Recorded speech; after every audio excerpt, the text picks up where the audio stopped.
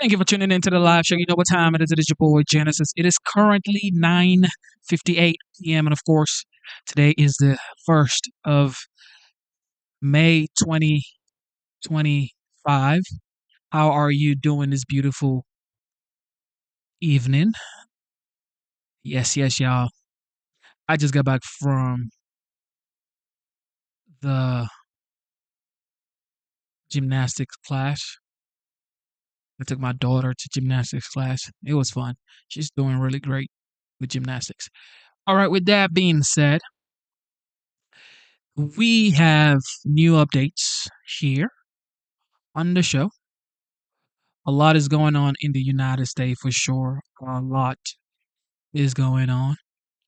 And Apple CEO Tim Cook is saying that tariffs is expected to cost $900 million this quarter. Listen to this.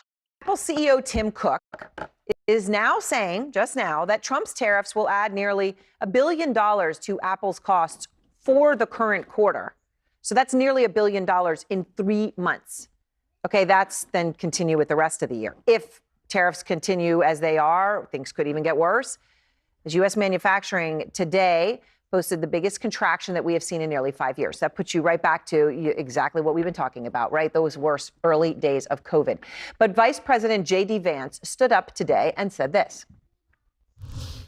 I believe that a golden age of American manufacturing started 100 days ago. I think that the great American manufacturing comeback has begun, and the world has started to take notice. Meantime, manufacturing giant General Motors today said that the tariffs will cost them $4 to $5 billion over the rest of the year. And I spoke earlier today with GM CEO Mary Barra about the impact of the tariffs on GM. I know you've spoken to President Trump directly about the tariffs. When is the last time you spoke to him? And was it this week, post his most recent shift? And has he given you the confidence that this is it, that you actually know the rules of the game and they're not going to change again? Well, I spoke to the president when I last visited the White House, but I've been speaking to many members of his administration.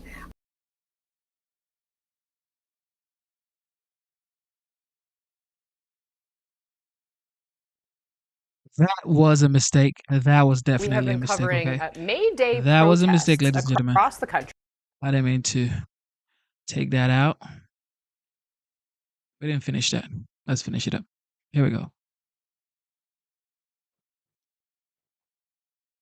Is now saying, just now, that Trump's tariffs will add nearly $1 billion to Apple's costs for the current quarter. So that's nearly $1 billion in 3 months.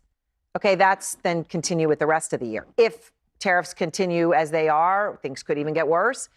As U.S. manufacturing today posted the biggest contraction that we have seen in nearly 5 years. That puts you right back to exactly what we've been talking about, right? Those worst early days of COVID. But Vice President J.D. Vance stood up today and said this. I believe that a golden age of American manufacturing started 100 days ago. I think that the great American manufacturing comeback has begun, and the world has started to take notice. Meantime, manufacturing giant General Motors today said that the tariffs will cost them $4 to $5 billion over the rest of the year. And I spoke earlier today with GM CEO Mary Barra about the impact of the tariffs on GM. I know you've spoken to President Trump directly about the tariffs. When is the last time you spoke to him? And was it this week, post his most recent shift? And has he given you the confidence that this is it, that you actually know the rules of the game and they're not going to change again? Well, I spoke to the president when I last visited the White House, but I've been speaking to many members of his administration multiple times a day over the last several weeks. So I've had regular communications and really feel that the White House and the administration are listening to understand the situation. Well, if they're listening and understand the situation, it might be possible for Vance to maybe not use the words golden age of American manufacturing over the past 100 days on a day that they came out and announced the biggest contraction in U.S. manufacturing in 5 years, again, since those early days of COVID. Dan Ives, Peter Tuchman, Gene Chatsky, and Philip Bump are all here. So, Dan, Apple, that's your purview. $1 billion, they say it's going to cost for just the first 3 months of the tariffs. McDonald's just had its worst quarter since COVID. Manufacturing worst number in 5 years. Kevin Hassett, head of the National Economic Council, did say there would be, he said, they quote, I'd be sure there'll be news by the end of the day regarding a trade deal. I haven't seen it. Lutnick said several days ago there was one that was done. Deal. We don't know what it is yet. But when you put all these things together in context, and Apple's now putting a number out. Look, I think the GM, to me, is the most striking of them all, because when they gave those numbers, it's a 20% cut that essentially they're given in 2025. Yeah. And that's, so many times, from the whiteboard to everything we've talked about for the last month, we're trying to explain like what the actual demand destruction is going to do. Bara is as dialed in as anyone in terms of understanding what this is going to do. 20% cut. Demand destruction that we believe could be 15, 20%. And it goes back to... For a year where they, by the way, already fully forecast numbers of how they thought how things were going to be, right? Now they came out and said, well, we don't know what to say. We got to, and then they go back to the drawing board and say, we're going to cut them by 20%. 4 to 5 years, as me and Tuchman talk about, to build a factory. I mean, the reality is you could talk about golden age. Tuchman and I are going to build a factory in New Jersey. We're going for a T-shirt factory. I mean, the point is that let's talk reality versus fiction. You look at GM, that's the math. And GM math, Apple math, Amazon shares down a little bit because they're also pulling back on their forecasts. Right. Yeah, but let's look at that. What's so curious is that, we talk about you can bully the market, but you can't bully the bond market. Look at the market. 8 days of significant rallies in the market. We've gotten back for stocks, right? Which is kind of baffling. Like where is that coming from? Ever since the day that Jim Cramer actually said people need a reason to buy the market again.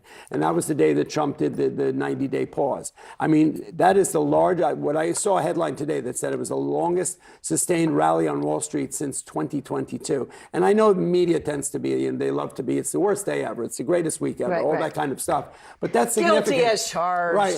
I didn't mean you. No, but the bottom line is that that's significant. So why are they buying the market now? Right? Is it that we were down to almost 20% earlier in April? Right now we're down maybe 11%. They don't want to be underinvested in this month. Yeah. I mean, there's got to be a reason. Today we had hope. Well, what we talked about was that the bottom line is if we don't have a deal, then the potential of that is so dark. And what the deals look like when they have them. But again, boy, that cried wolf. Keep talking about deals. You don't see them when the deal's coming. You know what, though? Sorry, I'm getting one thing. I spoke to my Trumper on the floor of the exchange today and tried to explain how does he see this going on when we talk about that it's 3-4 years out or more for the factories. And he said, yes, but who's going to be building these factories? People are going to be put to work right away to build the factories, and that's the positive. That's the view that is so positive to them. All right, so he is fulfilling his promise. All right, and that's important. People and some of his supporters, they do see that he's fulfilling his. That's how they see it. Yes. Mary Barra today, though, Jeannie, when she's talking $4 to $5 billion, we were sort of drilling down to put a price on a car. Right. And we could quibble. She could quibble with the analysis. Patrick Anderson, who's been tracking this forever, said you could take an Escalade. It's about $8,000 for the tariffs. Now, maybe GM eats some of that. They can't eat all of that. Right. And on the other end of that is someone buying a car.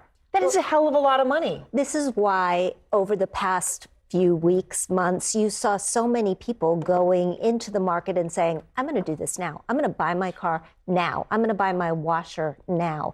There is so much fear of the pain that this is going to inflict on the average American household. And there are numbers that we're looking at, averages, that this is going to cost the average household $3,800 this year. You just put that in perspective, right? We're talking about a country where 40 to 50% of people still could not cover a $1,000 emergency.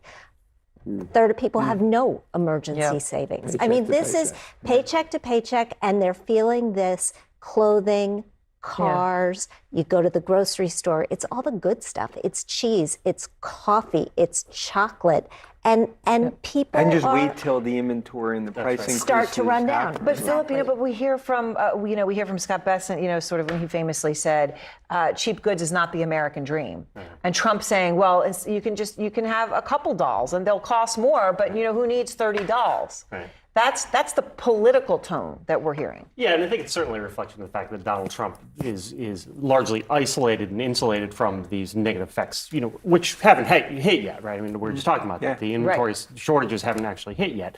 And he is existing in this bubble. And I wrote about this week. It is unique for a president, and it is different for Trump now how insulated he is, in that even Republicans who already say, okay, this is Trump's economy, but Republicans have been trained very effectively by the conservative media to give him a pass on this stuff. And so when he says these things, these remarkable things, if you imagine Joe Biden saying that line about the dolls, like people would have been tearing their hair out, yes. right? Yes. But he gets a pass on it.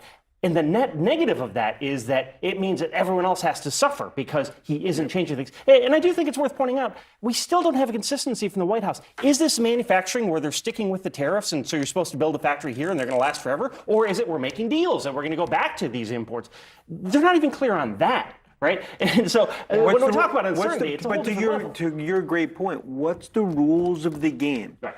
And the reality, in terms of like these companies, if they actually have to build fortify, what happens in the near term? That's where they cut costs, people get laid off. That's the reality. And I do think it's worth noting, to your point, manufacturing for construction was already surging because of the infrastructure bill. If you look at the numbers, it was already spiking. And yet, here we are. Now, all of a sudden, this is a big priority, and it only changed with. Think about going back to liberation. Sorry for 1 second. That we still don't know anything more than we did that day that he came out with a long list of the countries and those numbers. Right. That was supposed to be etched in stone. That was supposed to be the big plan, the big reveal. Now he's pushed that back. We've moved the goalposts. We've done everything except in fact, that was give us anything in reality that we know who's going to benefit, who's going to suffer, what country, and how much. Nobody knows. Peter, that the big list companies was don't know. 185 countries, I think, and subsequently Trump said he's done a deal with 200. Right, and I'm not really even saying that to mock. I'm just saying that as the point of it's clear that there's not taking this all with the level of seriousness okay, here we go. Thank you.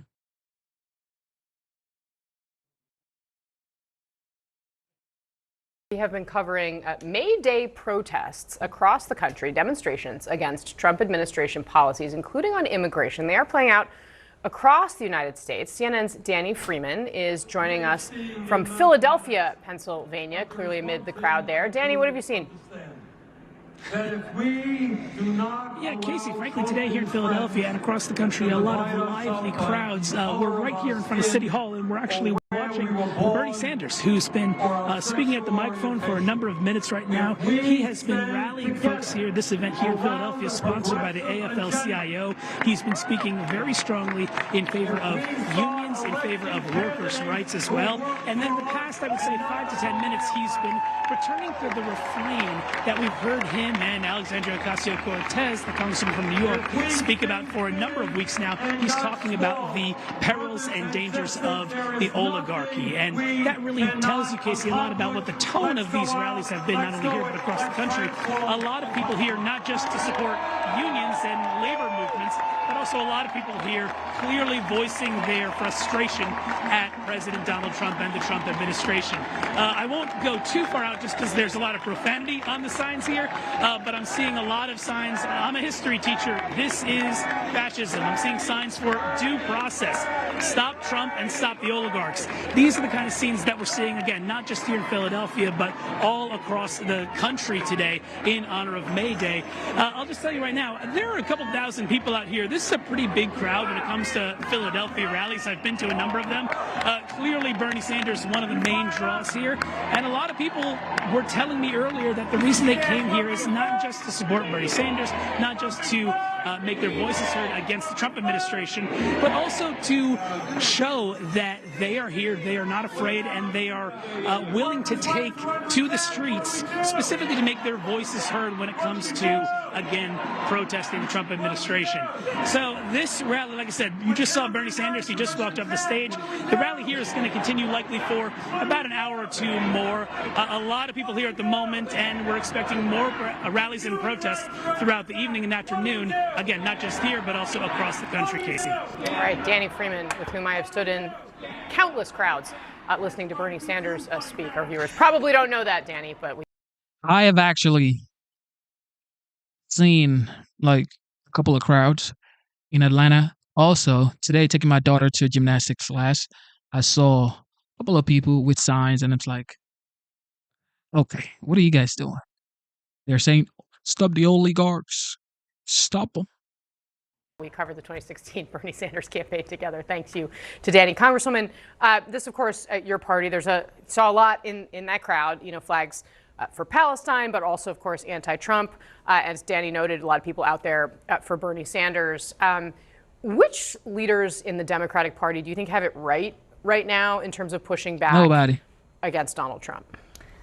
It's a good question. And I'll be honest, I'm really proud of House Democrats. I think that we have done a really, making sure that we're talking about all the issues, holding them accountable in the markups we're having for this budget resolution. I like to tell my constituents that we're playing zone defense, not man-to-man, right? So it's not necessarily each individual Democrat doing everything, but all together, we're pushing back on every front.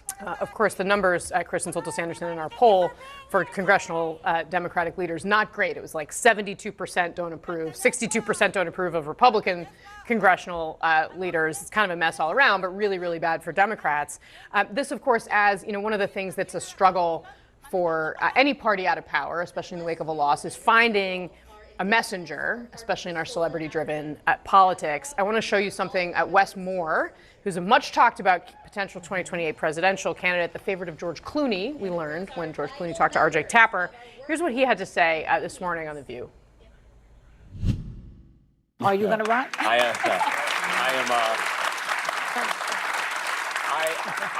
am not running. You're not? I'm not running. It's saying that. You're saying that for sure? I'm not running. He's saying he's not running. Do we believe him? That's the thing you have I mean, run if you want to run. I mean, there's no way, bro. to say. Right. I was going to say, Barack Obama said it before he ran in 2008. Not running now.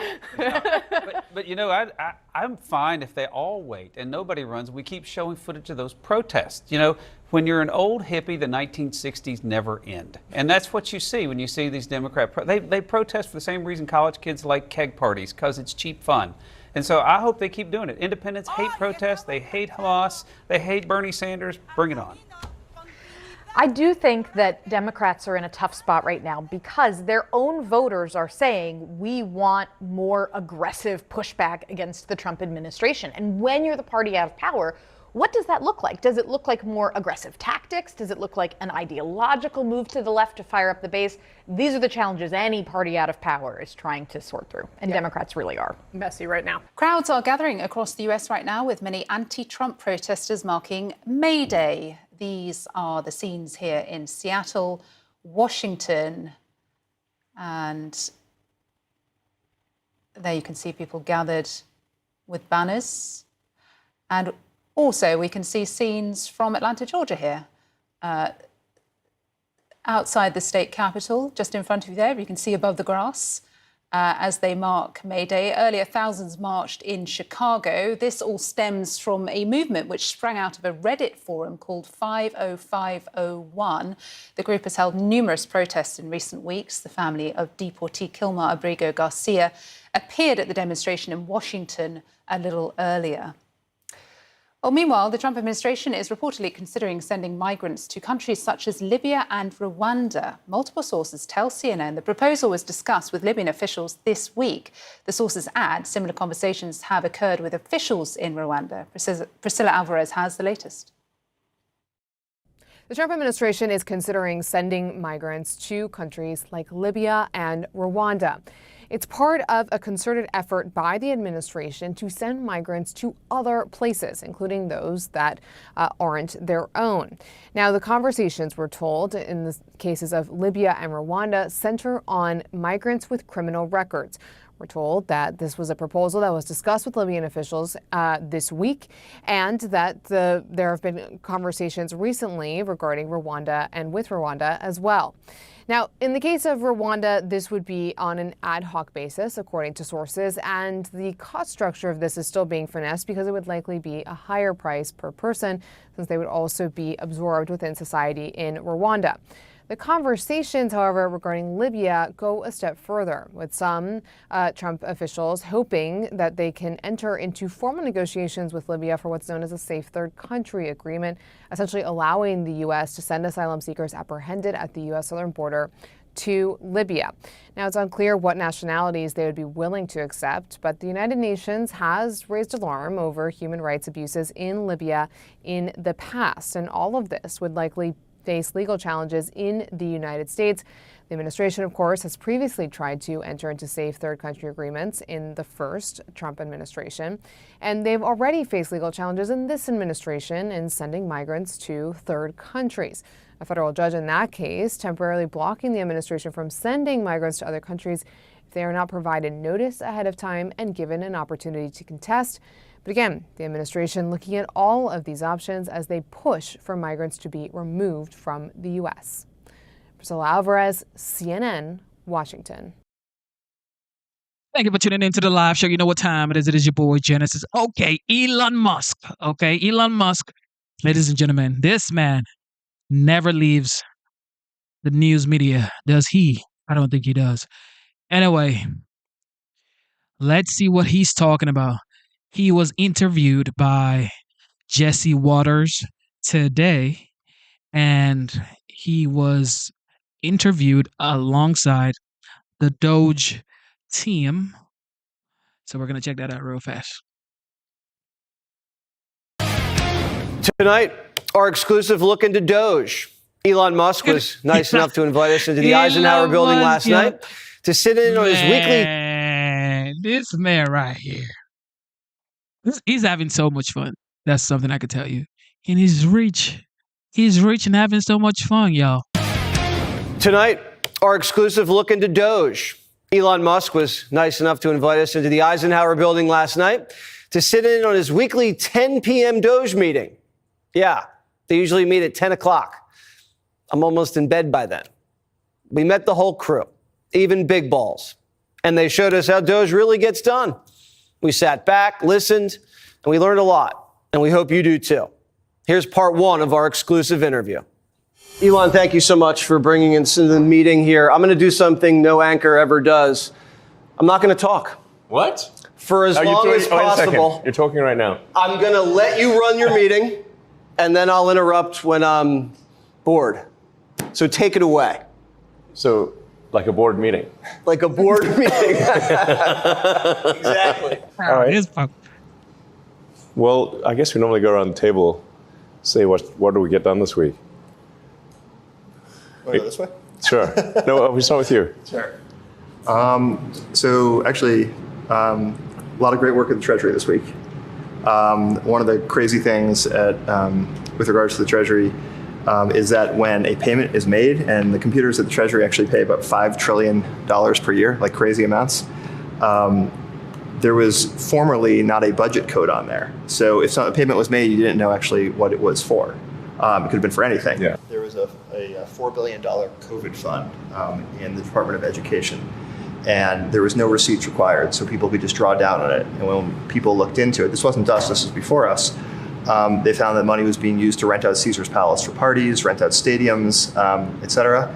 And so the one change that Doge made with the Department of Education is we had the simple requirement that if you draw down money, you must first upload a receipt. That was the only change that was made. You must upload your receipt. And upon doing so, yes, nobody drew down any money anymore. Yes, but we didn't say that we'd check the receipt. You could send a fake receipt. You could send a picture of your dog. Anything. Anything. Anything. But as soon as we asked for anything at all, suddenly the requests were like, oh, we don't need it anymore. Huh, that's interesting. They were renting Caesar's Palace. Yes, they were like basically partying on the taxpayer money. Stadiums. Oh my goodness. Yes. Leasing stadiums. Leasing stadiums. Oh yeah, that's for quick, what? Yeah. for parties, basically. For parties? Yes. That's a big party. It's a big party. You'd think if you were stealing, you'd start small. They do start small. But then what happens is over the years, so generally the fraud starts out small and they try to hide it. But then year after year, if nobody stops the fraud, it gets more and more brazen. And every year it gets bigger until they're literally renting out stadiums. Like What's that, $1 million to rent out a stadium? Fraud in flagrante delicto, okay? We're talking at scale. This is driving me crazy. Oh, yeah. When you find these things, do you guys get mad? You're like, yes, I got one. How does it make you feel? It's so common. It's so common. You're like used to it. I mean, you just get so numb to it. Unfortunately, you get, like the 100th time you've heard it, it's hard not to get a little numb. Yeah. You know, but and by the 200th time, you're like, well, okay, it's just another day at the office. We checked, is the Small Business Administration giving loans to dead people over the age of 120? The answer was yes, and it was around $330 million in total. So people with a birthday that could not possibly be real. Yeah. Meaning they're over 100. They're 115 years old or older. The oldest living American is 114. So it's safe to say if anybody is in the system as 115 years or older, that is fake. So just by sharing a database and looking at Social Security numbers that showed that at the time of the loan, they had listed as over 115 years old, or actually under 11. We didn't even check for under 18. Babies and dead under 11 years old. That's pretty clear. Babies right? and dead people were getting loans. That was $660 million. And also people with birth dates in the future. What does that mean? Well, in one, I mean, I think the birth date. I think in one case was like fetuses were getting no, loans. not even. No, really, sort of a you're talking about like your great grandchildren, like with the birth date, like of, I think it was like 2165. So more than a century from now was the birth date. George Jetson was getting paid. Yes, because your birthday is in the future, like the far future, not like next year. Right. And this is either fraudulent or we have your birthday wrong. It's either a typo or someone's stealing. Which is it? Yes. Right. Yes. You should at least ask, which is it? Do you guys feel you're getting justice and accountability? One of the, I think, extreme examples of non-accountability in some cases has occurred at some of the small agencies. I think the Inter-American Foundation, IAF, is one of the agencies we visited where they get $50 million a year, congressional money, to give grants. These are things like alpaca farming in Peru, improving that's a real example. Yes, that's the real description. Improving the marketability of peas in Guatemala. Really? Fruit jam. And yes. What? Yeah. So you might expect, in the private sector, a nonprofit to give, 80 to 90% of their money to grantees. In the case of IAF, that was 58%. So the other half goes towards management, travel. What we're to find exactly, I mean, to Ethan's example is that even if you agreed with supporting alpaca farmers in Peru, well, actually, most of the money never made it out of D.C. Mm-hmm. It's going into the pockets of people in the neighborhood. What percentage? And they didn't even get to Peru. Right. So what percentage do you think doesn't even get to the destination it's supposed to? I believe the GAO estimate, so this is not our estimate, I believe it was on the order of only 10 to 15 cents on the dollar actually gets to the end recipient, whether you agree with that cause or not. So they're just stealing the money before it even gets anywhere. There's layers of stealing. So there's the first layer of stealing, second layer of stealing, third layer of stealing. Subcontractor. You start peeling the onion. Yeah, exactly. Contractor, subcontractor. It's like peeling an onion. And then maybe, and sometimes it's zero. Just flat, you get to the bottom of the onion, there's nothing there. So maybe no one got a sex change in Guatemala. It's possible that no one got a sex change in Guatemala. I overheard a contractor tell one of her colleagues to falsify billable hours by creating a PowerPoint to mask a delay in the onboarding process in front of me. And this is like hour zero at this agency. And so, I mean, this is just a common theme that you take a look at these contracts, you take a look at these grants, and it's veiled in noble rhetoric. You know, it's at the top level. It sounds good. Yeah, it sounds amazing. And then you actually just follow what are the funds actually doing? Or send us a picture. Exactly. And the send us a picture request is incredibly good. Like Pixar didn't happen. And then they're like, and it wouldn't be that hard to just, frankly, they could search for some fake pics on the internet or get AI to generate the pics, but they don't even bother doing that. So you caught them cold billing fraud. Oh, I caught them, her advising her colleague to do this because it takes a few days to onboard. So that is being investigated right now. Yeah, I mean, generally, like these programs, these grants are going to be like along the lines of save the baby pandas. And it's like, well, of course, who wouldn't want to save the baby pandas? And you know, in some cases, they've got a show panda, which they will trot out for special occasions. In a lot of cases, they don't even have a show panda. No panda. There's not even one panda. Because we asked for pictures, and we don't even get one panda. And it's like, well, that's a lot. You know, what does $1 billion get you? It does not even get you one panda. You really want to see a baby panda? Yeah. Like the Ebola money. We're like, okay, well, we agree with we shouldn't have Ebola. You know, where's the money going? Oh, it's going to Deloitte in D.C. Like, what is an accounting firm doing with Ebola money? What has been the biggest resistance? Is there one agency? Is there one department that when you guys walk in, they all start fighting you, start hiding things? Wait, I thought you weren't going to talk. I'm sorry. But I guess you can answer that question. Sure. I mean, let's. Yes, we've certainly had some battles. Battles. Yeah. I mean, who should talk about USIP? Nate. Yeah. Okay. Yeah. So Jesse, there's an agency, a small agency called the United States Institute of Peace. It was definitely the agency we had the most fight at. We actually went into the agency and found that they had loaded guns inside of their headquarters. Institute for Peace. I mean, any given company, any given organizational name is going to be the opposite of the title. Right. Yeah. Yeah, and so it was by far the least peaceful agency that we've worked with, ironically. Of course. Additionally, we found that they were spending money on things like private jets, and they even had a $130,000 contract with a former member of the Taliban. This is real. We don't encounter that at most agencies. Yeah. What was the money going to the Taliban for? So it was a contractor. They received $130,000 for generic services. And to Elon's point, there was not actually a clear description of what the contractor services were for. But was it for opium?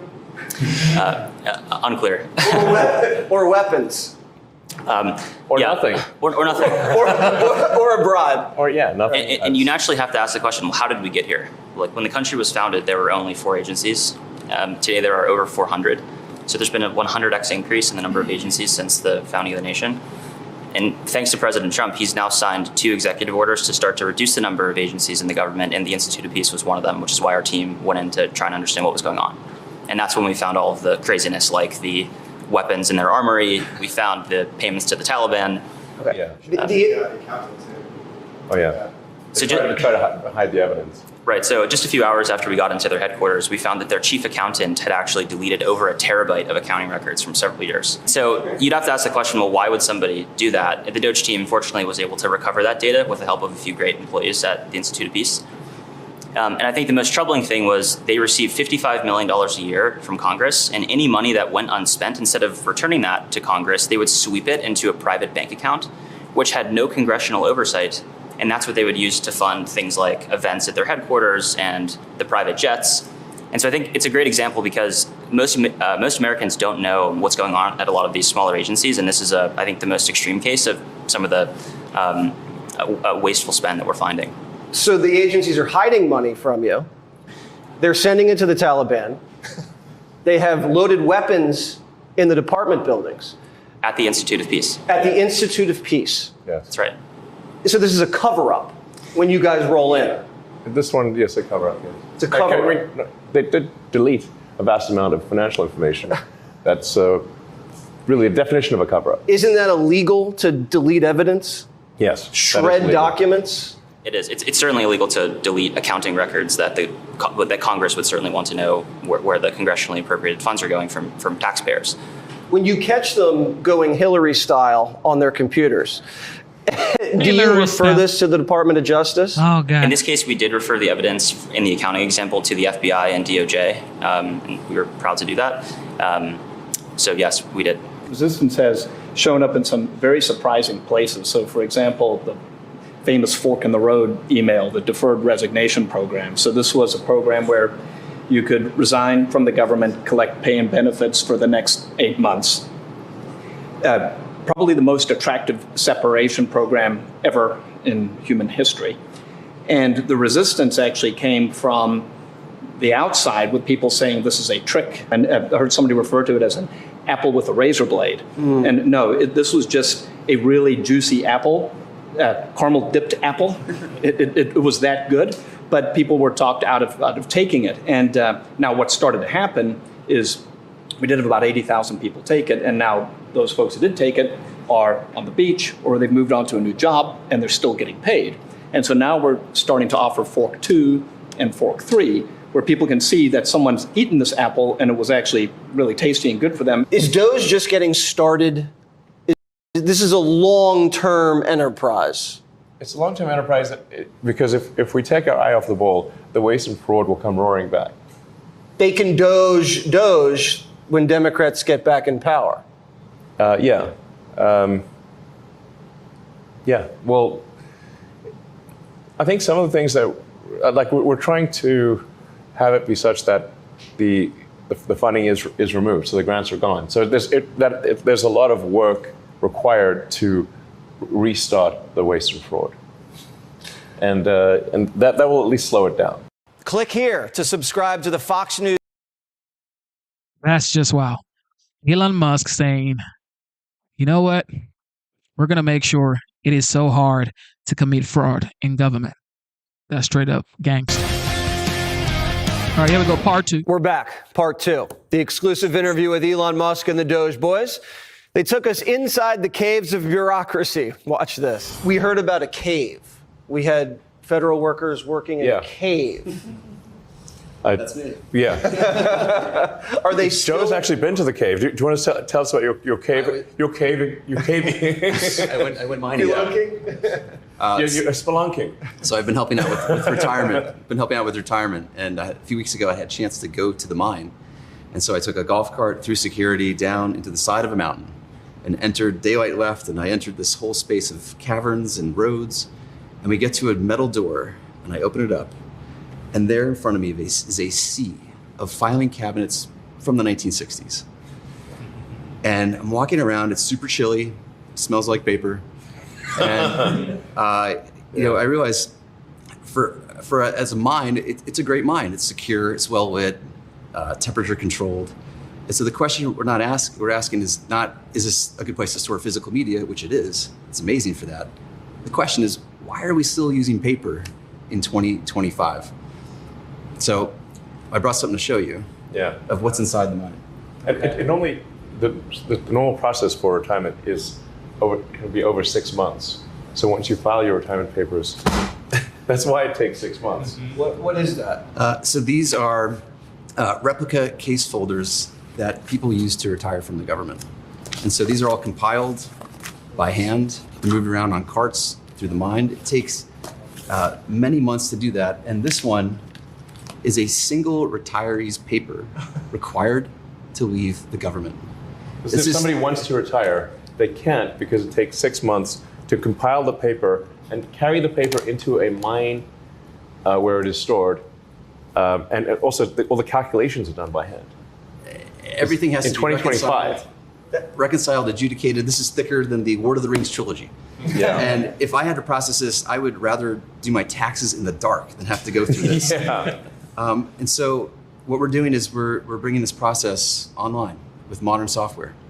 And I'm excited to share that as of tonight, we have 25 retirees going through an entirely online retirement process in the government for the very first time. It sounds so simple. Yes, and it's great collaboration with retirement services inside OPM. So this has always been their dream, and we're just here to help accelerate it. That's a pretty fat stack. Was that Kissinger's? Oh no, the record is almost several shopping carts. There's a whole pallet for one retiree with 27 boxes of paper on it. For one guy. That's the record. I've seen it with my own eyes. Yeah, I mean, it's certainly, and it also frees up people, because we shouldn't have over 1,000 people carrying paper into a mine. That is not a good use of people's lives. So there are many other things that they could do that would be far more productive than carrying paper into a mine. If you were to say, we have iPhones, does the government have payphones? Like, how prehistoric is this technology? Oh yes, it's very prehistoric. It's very prehistoric. It's like Flintstones. It's Flintstone level stuff. It's so prehistoric. Like dinosaurs would think this is, kind of old. Okay. That's how prehistoric it is. Okay. So basically the only thing living was a sponge. That's how prehistoric it was. Okay, so we're leaving the Stone Age and we're moving into the Golden Age. Pre-Cambrian era is what we're talking about. Okay. There was a story I heard about mules. There were mules delivering mail to the bottom of the Grand Canyon. Which might not be a bad thing, actually. You have the mule picture. Yeah. Picture, it doesn't exist. Right. Yeah, but this is a case where actually it might not. I think. Do we agree with the mule, or should there be mules? I think it can be modernized. If there's opportunity for improvement. Yes. Right. Okay. Right. I'm at the Postal Service. I think a lot of people don't realize that there's actually a law that says that the post office is supposed to have a balanced budget. There is? Yeah, there is. I didn't know that. Yeah, right. Well, that's not working, is it? No, it's not. So they're breaking the law. They're breaking the law. Okay. Basically, since 2007, almost every year since 2007, they've lost money. So you might ask, what happened in 2007? So there was happened in 2007? Yeah, there was additional regulation that went into place that essentially crippled them and put them down this not good path where they essentially are stuck in the past as well as bleeding money left and right. So it's great and we appreciate that the postal employees are willing to go to the hardest parts in this country.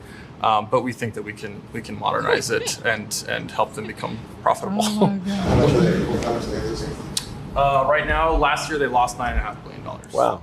Yeah. Serious money. We finally meet Big Balls. Up next. Click here to subscribe to the... We finally meet Big Balls. First, a major announcement from the White House.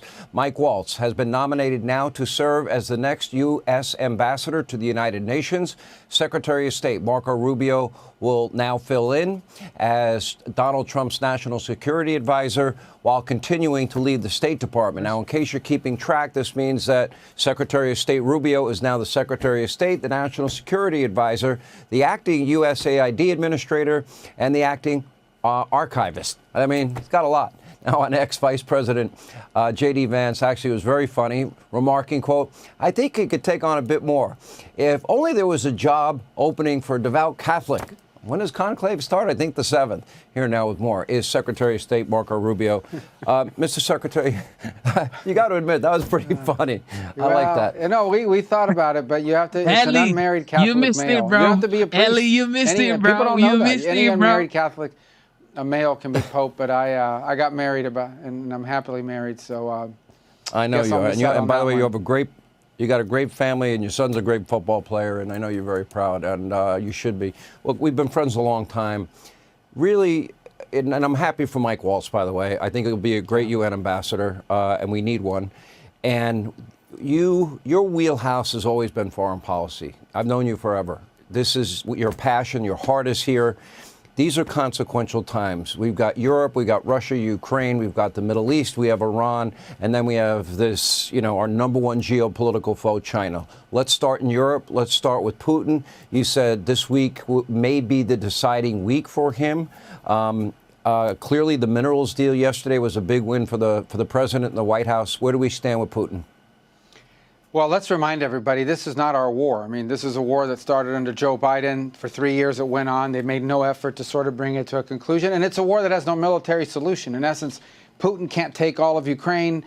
Ukraine can't push the Russians all the way back to where they were in 2014.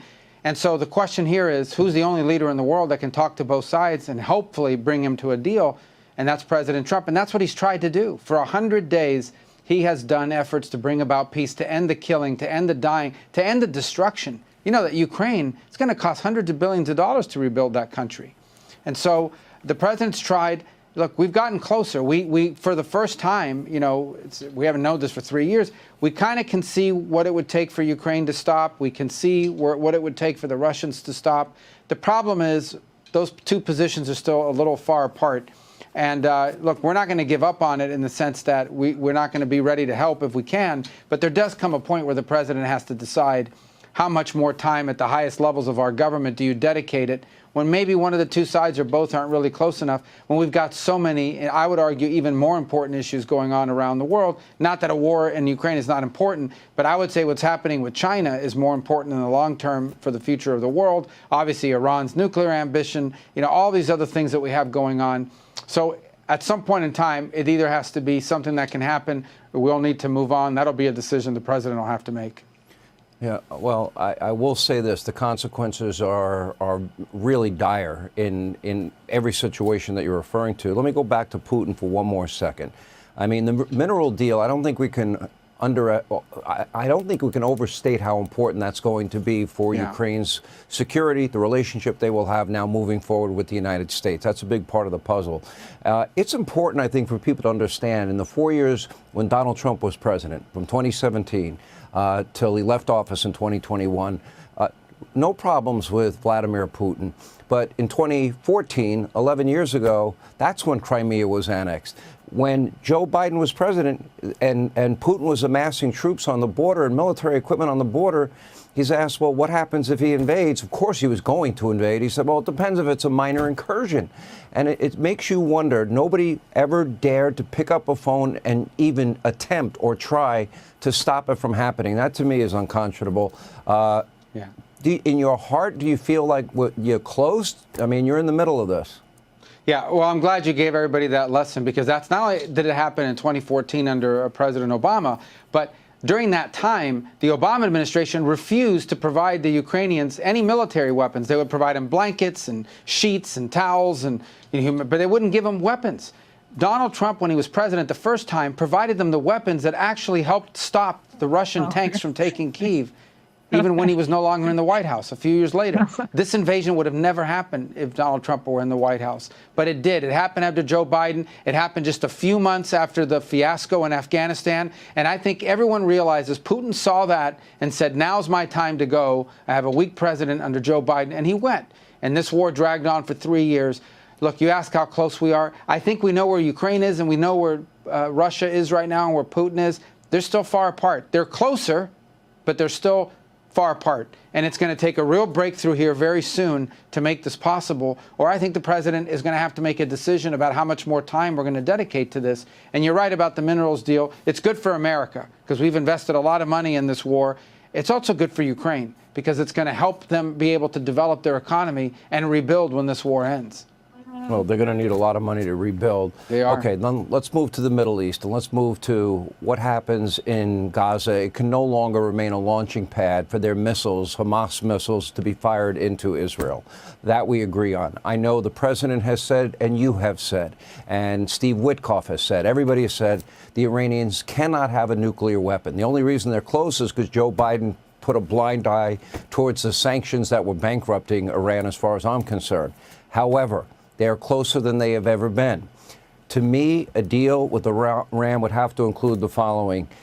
Their enrichment would have to be stopped, their facilities shut down by Americans. We would need anywhere, any place, anytime, American inspectors, not international inspectors. Why, in my heart of hearts, do I not believe that the mullahs of Iran would ever agree to that? And do you agree that those should be the conditions? If Iran wants a peaceful civil nuclear program, meaning they want nuclear power plants, like other countries in the world have, there's a way to do it. And that is you build the reactors, and you import enriched uranium to fuel those reactors. That's how dozens of countries around the world do it.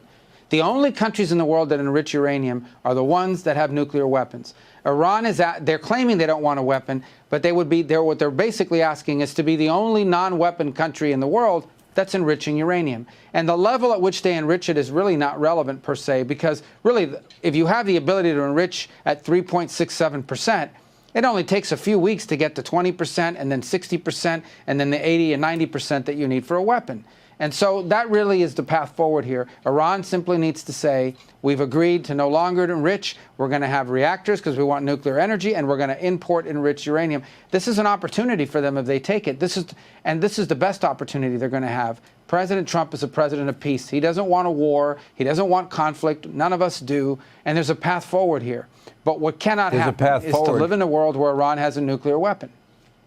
The path forward has been given to them, and now it's a matter of whether or not they're going to take it. And the president was very, very clear. He would lead the effort to stop them from ever achieving that nuclear weapon. And that would mean that statement was obvious in terms of that he would use military force to destroy those facilities. We have the capacity, obviously, to do it. But back to this question, would we need American inspectors and American scientists to shut it down? And would that have to be part of the deal?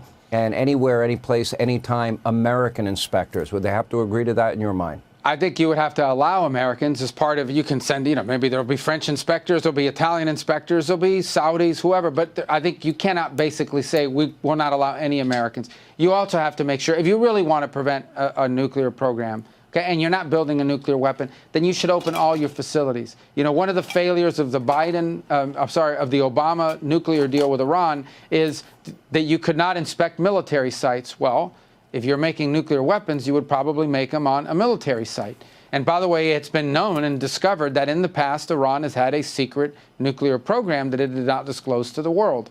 So I think if, in fact, Iran likes to say they're not interested in nuclear weapons, they like to say all they want is peaceful nuclear energy, then they should not be afraid of inspections by inspectors of any kind, including Americans. And look, there's a win here for Iran, okay? They can actually have real economic development, have real investment in their country, but they have to walk away from sponsoring terrorists. They have to walk away from helping the Houthis. They have to walk away from building long-range missiles that have no purpose to exist other than having nuclear weapons, and they have to walk away from enrichment. These are not unreasonable requests. There are countries all over the world that have nuclear energy and don't enrich and don't have long-range missiles and don't sponsor terrorism. That path is there for them. It's the path of peace. And frankly, I pray and hope, and we'll do everything we can to convince them that they should take it. I have the same prayer that you do, and they know what the consequences will be. And they will probably lose their nuclear sites, they'll lose their refineries, and if that's the case, that would probably result in poverty and regime change. Last question, China. You're right. I view them as you do as our top geopolitical foe. Things seem to be heated in public. Are there any things going on behind the scenes that give you some hope that hopefully, for example, on trade and tariffs, we can come to some type of agreement? Because they put tariffs on basically every American product, and it's just they've been ripping us off forever. They have. They've been ripping off the world. And look, yes, there's efforts. You can see that, look, this is hurting the Chinese economy. People forget that the factories where all these shoes and shirts and clothing and all that stuff that comes from China, those are all Chinese jobs. When they say that the containers, that the factories are not going to be sending things to America, that means they're out of a job. This is hurting the Chinese economy badly. I think there's two questions. Can we reach some sort of short-term accommodation with them? That's what they want. I mean, the Chinese are reaching out. They want to meet. They want to talk. We've got people involved in that. Obviously, our Treasury Secretary, Scott Bessent, is involved in those efforts, and their talks will come up soon. But I think there's a broader question, and that is whether we should, this is a wake-up call that we truly need to become a country that can make more things in America and not be as dependent on China. We were far too dependent on China. We allowed them, through unfair trade practices, to deindustrialize us. And to use not just tariffs, but non-tariff barriers, currency manipulation, dumping. We've allowed them to use all of those things. Intellectual property theft. Stealing intellectual property, and really left us deindustrialized as a country and heavily dependent on them. That's a very dangerous place to be, and President Trump is taking it on, and he's doing it now because it needs to be done now. It cannot wait any longer. 2 more years in this direction, and we are going to be in a lot of trouble, really dependent on China. So I do think there's this broader question about how much we should buy from them at all.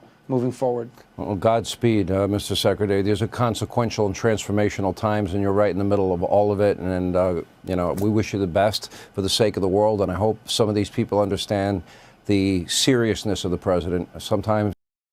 And that's the facts. Like Marco Rubio, for sure, is a very articulate speaker, skillful communicator, for sure. But most people are like, well, Iran, why are we trying to get them to not have nuclear weapons?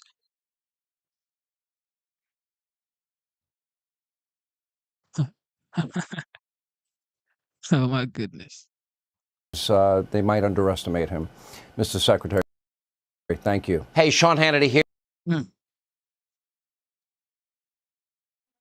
All right, J.D. Vance sits down with Breyer, and he talks about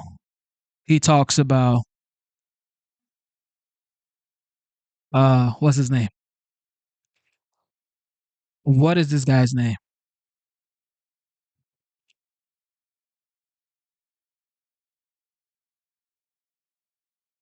We are pleased. Mike Waltz. So Mike Waltz was fired. Well, he resigned, but yeah. Now he has been nominated or tapped by the United States president as the United Nation ambassador nominee. To welcome Vice President J.D. Vance, who spoke to workers here at the Nucor steel plant in South Carolina earlier today. Mr. Vice President, thanks for the time. Good to see you. I want to talk to you about all this trip and what the purpose of it and your speech. Sure. But I want to start with the breaking news. Yeah. Why was Mike Waltz let go? So he wasn't let go. He is being made ambassador to the United Nations, which, of course, is a Senate-confirmed position. I think you can make a good argument that it's a promotion. But we brought Mike on to do some serious reforms of the National Security Council. He has done that. I like Mike. I think he's a great guy. He's got the trust of both me and the president. But we also thought that he'd make a better UN ambassador as we get beyond this stage of the reforms that we've made to the National Security Council. You saw the president announce that Marco Rubio is going to step in as interim leader of the National Security Council. So I think the media wants to frame this as a firing. Donald Trump has fired a lot of people. He doesn't give them Senate-confirmed appointments afterwards. What he thinks is that Mike Waltz is going to better serve the administration, most importantly, the American people in that role, and I happen to agree with him. But was it a direct result of the Signal chat? I mean, you were on that chat, and we saw the fallout from it. Is this a result of that? No, it's not, Brett. I mean, look, what we came into the administration, and of course the president in his first term had some serious issues with the National Security Council. He said, Mike, you need to go in here, fire, frankly, a lot of people who aren't loyal to my agenda, who we think aren't even loyal to the American people, bring in the right collection of people to actually make the National Security Council function. And Mike has done that. And now it's time for Mike to do something else because he's done the job that I think he was asked to do. If the president wanted to fire him over the Signal thing, which, by the way, was a total nothing burger of a story, he would have just done it. But he actually decided it's better for Mike to be in this new role. He's given Mike the new role. That's it. So what is the message to allies around the world? I mean, is Pete Hegseth safe as Defense Secretary? Are there other changes coming? Well, again, I think certainly yes, Pete Hegseth is safe, and I think our cabinet secretaries, you saw yesterday the president, they're all doing a great job. On Pete in particular, I think the thing that is most underappreciated about Pete Hegseth and the great job that he's doing is we came in with the military with a serious morale problem. Recruitment and retention goals in most of the major services were way off. Pete has brought a certain esprit de corps. I think the leadership style has inspired a lot of people to join the military. We're now exceeding our recruitment goals. So yes, we've got total faith in Pete, but even the question, Brett, I think betrays a certain misunderstanding of what the goal here is. Mike Waltz is being moved from one administration job into a separate administration job where he has Senate confirmation. That's not, I think, what it's being framed as. That's the president deciding a guy who's a very good guy in Mike Waltz could do a better job at a different role. And he's going to fight for him in the Senate. Of course. Yeah. Yeah, we fight for all of our nominees. Yeah, I think we actually got all of our nominees through. You did. You recorded your skepticism about launching a military operation against the Houthis on that Signal chat. You were kind of overruled, if you will, about those concerns from the Defense Secretary and the National Security Advisor. And that open-ended bombing has entered its 48th day, 48 straight days of U.S. bombing. What does that say? Is the U.S. prepared to strike Iran based on what we're seeing with the Houthis? Let me say a couple things, Brett. First of all, if you go back to when those messages were leaked, what we were doing is having a private strategic conversation about how to message this to the American people. It's always important to explain what you're actually doing, how to ensure that some of the, frankly, our allied countries that are underspending on their own defense are actually carrying some of the burden. That was a concern that I raised about this particular operation. But I wasn't overruled. What happened is the president. No, it's fine. But the president. But let me be clear. Expressed concerns that they Yes. won the day as far as the policy. No, I think the president had made his desires clear, and our job is to implement it. And of course, part of implementing it is you talk about how best to do that, about when to actually launch a strike and so forth. And that's what the Signal chat revealed. And frankly, I thought it reflected well on me. I'm obviously biased about myself, but about Mike Waltz and Pete Hegseth, that we were deliberating how to implement the president's agenda. I think that's what a good national security team should do. But you asked about the Houthi campaign. I mean, I think, we're already seeing signs that the Houthis are saying no mas. They've been bombed. They've recognized that there are serious consequences to firing on American and other ships. And I actually think we're in a good place for the Houthis to stop attacking civilian vessels, to go back to doing whatever it is they were doing before they were attacking civilian vessels. And I think that if that were happening, then this bombing campaign would be over the next day. You hear the criticism, though, from libertarians, from the left, that this is the new Vietnam. This is 48 days of bombing. People in the middle of the country may not know that we're in the middle of a hot war with Yemen. What do you say to that? Well, not with Yemen, with a terrorist organization Inside that has been firing on American ships. And I think that people, want to compare this to Vietnam. Come on. I think that the president has made it very clear that one of his core national security priorities is that if you load stuff onto a ship and you send it to the United States, we want to make sure that it shows up without the sailors getting killed, without the ship being destroyed. That is an objective that we're going to pursue forcefully if we have to. With this Mike Waltz change, and I know you say it's ascension to the UN's ambassador, but is this a change in policy? Is this a message in any way, shape, or form that it's a change? Yeah. And if I can give some background into that question, Brett, I've already seen some folks saying that this is a war between the hawks and the anti-hawks, the MAGA, neoconservatives versus MAGA, or the realists. That's not what this is about at all. Mike is a person, I think he's a good guy. He has my complete trust, and I know the president really likes Mike Waltz. He just thought that the UN ambassador position would be a better place for Mike Waltz to be. But the entire idea that this is about a national security team, and I know why the media wants to report this story, because it's an exciting story. It's also a fake story. Let's talk about your tour here. I was on it. It's very impressive, this facility. It is. What's the message you're sending? I thought you were saying the tour. Thank you, Brett. Yeah. No, it's very impressive. The facility here is really something. It is. What's the message you're sending by the tour? Well, there are a couple things. First, I didn't fully appreciate how high-tech this steelmaking facility was. There's a lot of criticism that Donald Trump is trying to bring back the jobs of the past. These are the jobs of the future. Making American steel, building bridges and automobiles, homes for American people, and doing it in an incredibly sophisticated way. I just wanted to get a tour of one of the most high-tech steelmaking facilities of the world. I also, of course, wanted to meet the workers, because what President Trump has said, he's been clear about this, not just since his first term, but going back to the 1980s when he was talking about this stuff on Oprah and Phil Donahue. The president thinks that we have to make more of our own stuff. The economy shrank. First time in 3 years. People are pointing to the tariff policy. There are people looking at their 401ks that are. There you have it. The economy shrunk for the first time in 3 years, ladies and gentlemen, not 80 years. All right. The president thinks that we have to make more of our own stuff. The economy shrank. First time in 3 years. People are pointing to the tariff policy. There are people looking at their 401ks that are worried. What do you tell them? Is this going to work?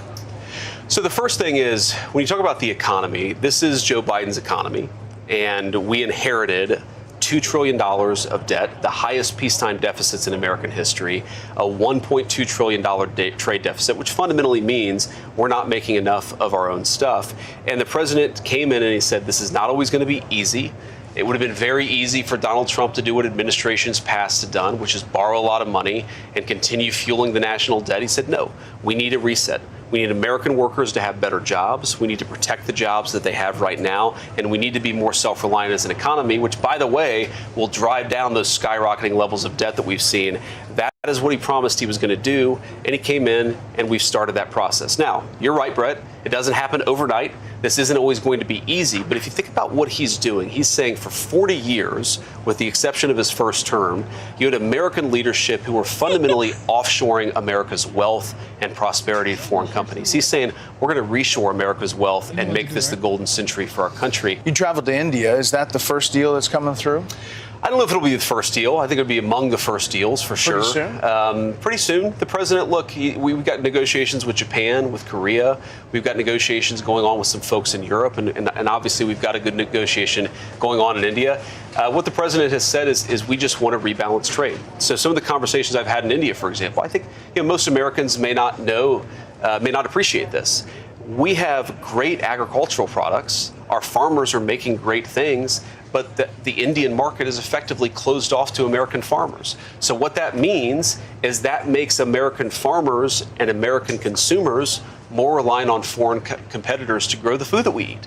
What our India deal will do fundamentally, I think, is open up India to American technology. It'll open up India to American farmers. It'll create more good American jobs. And it's the kind of trade deal that Donald Trump loves. He's not anti-trade. He's anti-unfair trade. He's anti the kind of trade where foreign competitors take advantage of us. The Indians, let's be honest, they've taken advantage of us for a very long time. Modi, the prime minister, is a tough negotiator, but we're going to rebalance that relationship, and that's why the president's doing what he's doing. You worried about India and Pakistan? Well, sure. I'm worried about any time you see a hotspot breaking out, especially between two nuclear powers. We've obviously been in close contact with our friends in India and Pakistan. Our hope here is that India responds to this terrorist attack in a way that doesn't lead to a broader regional conflict. And we hope, frankly, that Pakistan, to the extent that they're responsible, cooperates with India to make sure that the terrorists, sometimes operating in their territory, are hunted down and dealt with. That's how we hope this unfolds. We're obviously in close contact. We'll see what happens. The president was in the Vatican, had this iconic image talking to Volodymyr Zelensky in those two chairs and huddled down. A much different scene than when he was last in the White House, as you well know. Where do you see that? Is that going to come to fruition?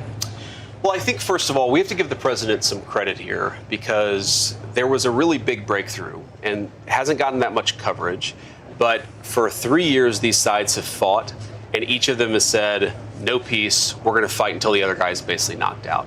What we've seen now in the last couple of weeks is each side has put down, this is our peace proposal. The Ukrainians did it, the Russians did it. And now I think the question is to see whether we can actually find some middle ground here for these guys to bring this conflict to a close. I really don't believe that any person, of the 8 billion people in the world, I don't think anybody could have gotten this deal done other than Donald J. Trump. When I say this deal, I mean getting these guys to actually propose a peace settlement. But it's going to be up to the Russians and the Ukrainians. Now that each side knows what the other's terms for peace are, it's going to be up to them to come to an agreement and stop this brutal, brutal conflict. It's not going anywhere, Brett. It's not going to end anytime soon. And I think for the Ukrainians, yes, of course, they're angry that they were invaded, but are we going to continue to lose thousands and thousands of soldiers over a few miles of territory this or that way? I hope both of them come to their senses. And if they do, it will be because Donald J. Trump, I think, brokered one of the great peace deals of the 21st century. I mean, you got the minerals deal. You got that signed. So you're optimistic. Can I say optimistic? Look, I am optimistic, but it is ultimately, it's hard to say confident because the Russians and the Ukrainians, they're the ones who have to take the final step. We got them talking. We got them offering peace proposals. We got the minerals deal done. I think we're in a place where they've got to say, we're done with the fighting. We're done with losing thousands and thousands of young people. We're done with this. But only Russia and Ukraine can make that decision. That's not something even President Trump can do for them. Mr. Vice President, stand by. Hey, Sean Hannity here. Shout out to J.D. Vance, ladies and gentlemen. That man is most likely going to be the president of the United States in 2028. But who knows? Kamala Harris may be coming for his post. Here we go. We're not going back. That's the focus of tonight's angle. We all know that, God, thank you so much, Trump missed a bullet at Butler. But now we know without a doubt that America missed a bullet when he beat Kamala Harris. It was appropriate that her first big speech since blowing it was in San Francisco, a monument to liberal failure.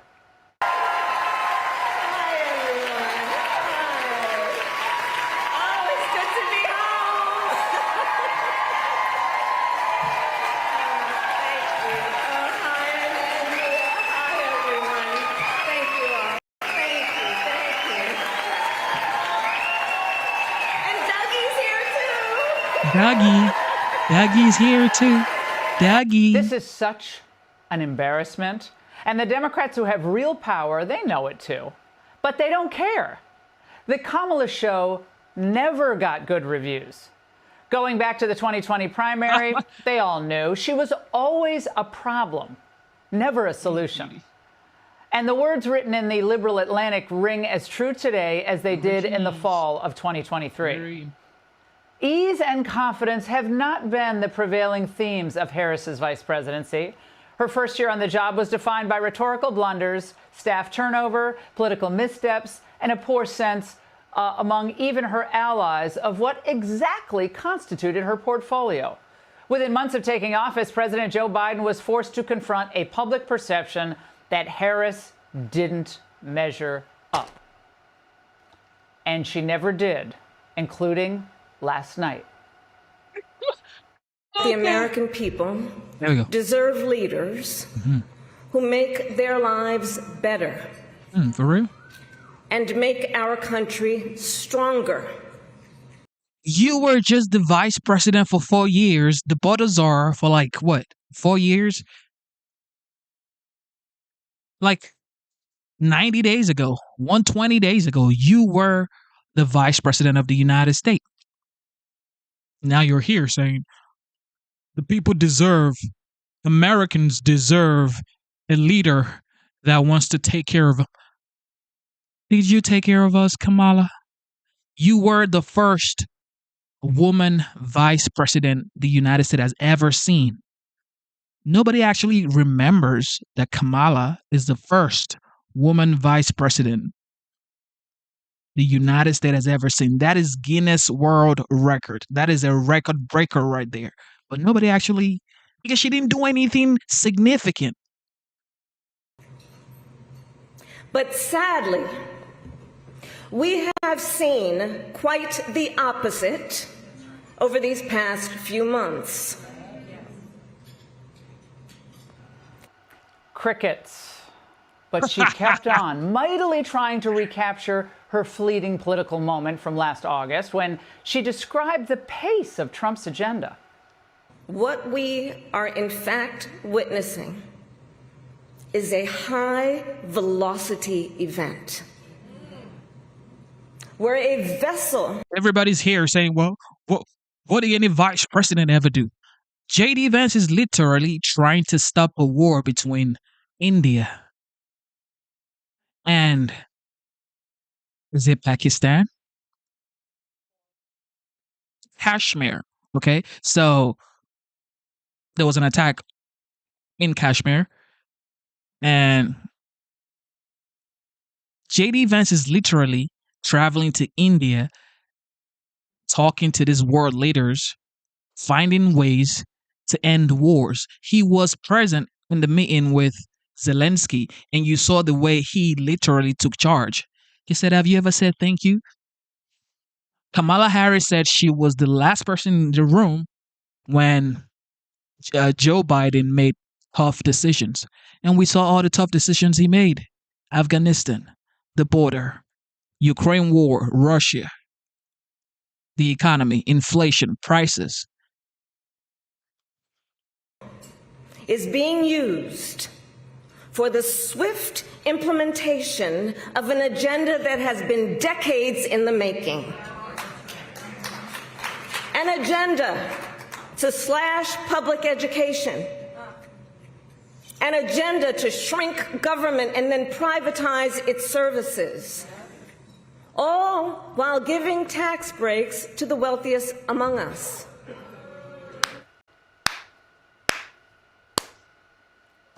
Now, mind you, this. Yeah, it suits her right. That's all she needs. Clap for her, ladies and gentlemen, because godly. Now, mind you, this was her crowd. They paid to be there. And they didn't exactly give her a hero's welcome. Again, the Kamala problem. Nothing she said was really landing. I watched the entire thing, and then she started talking about animal videos. Who saw that video from a couple of weeks ago? The one of the elephants at the San Diego Zoo during the earthquake? Google it if you've not seen it. So that scene has been on my mind. And as soon as they felt the earth shaking beneath their feet, they got in a circle and stood next to each other to protect the most vulnerable. Think about it. What a powerful metaphor.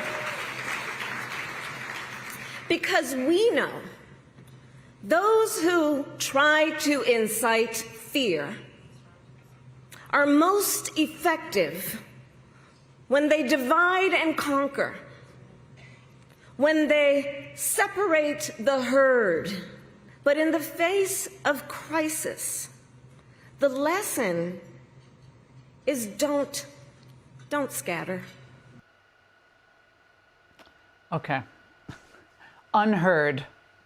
Now, if we want to keep that strained metaphor going, that's Kamala being trampled by her own incompetence or maybe bad writers. First of all, elephants protect their young, and her party's policies endanger our young from womb to tomb. Oh, God. First, abortion on demand. They might not even survive. Then, terrible schools, teachers' unions. Then, dangerous streets, bad, permissive on crime policies. Trans surgeries, pot legalization. Then, when the kids grow up, they can look forward to offshore jobs, communities with more criminal aliens, more drugs from open borders, and flatlining wages. Harris's party, they thrive off of dividing the American herd, our nation, by race, sex, ethnicity, country of origin, into classes of victims instead of patriots. Remember, that's what DEI is all about. Plus, it didn't matter how bad, though, Harris was last night or as a candidate in 2024. Forget the animal analogies. Remember, the candidates don't even matter to the Democrats anymore. They were willing to keep, the weekend at Biden's presidency going as long as possible. They only stopped it when he just flatlined in the debate. But they thought the country was doing fine. Oh, my God, Biden, yo.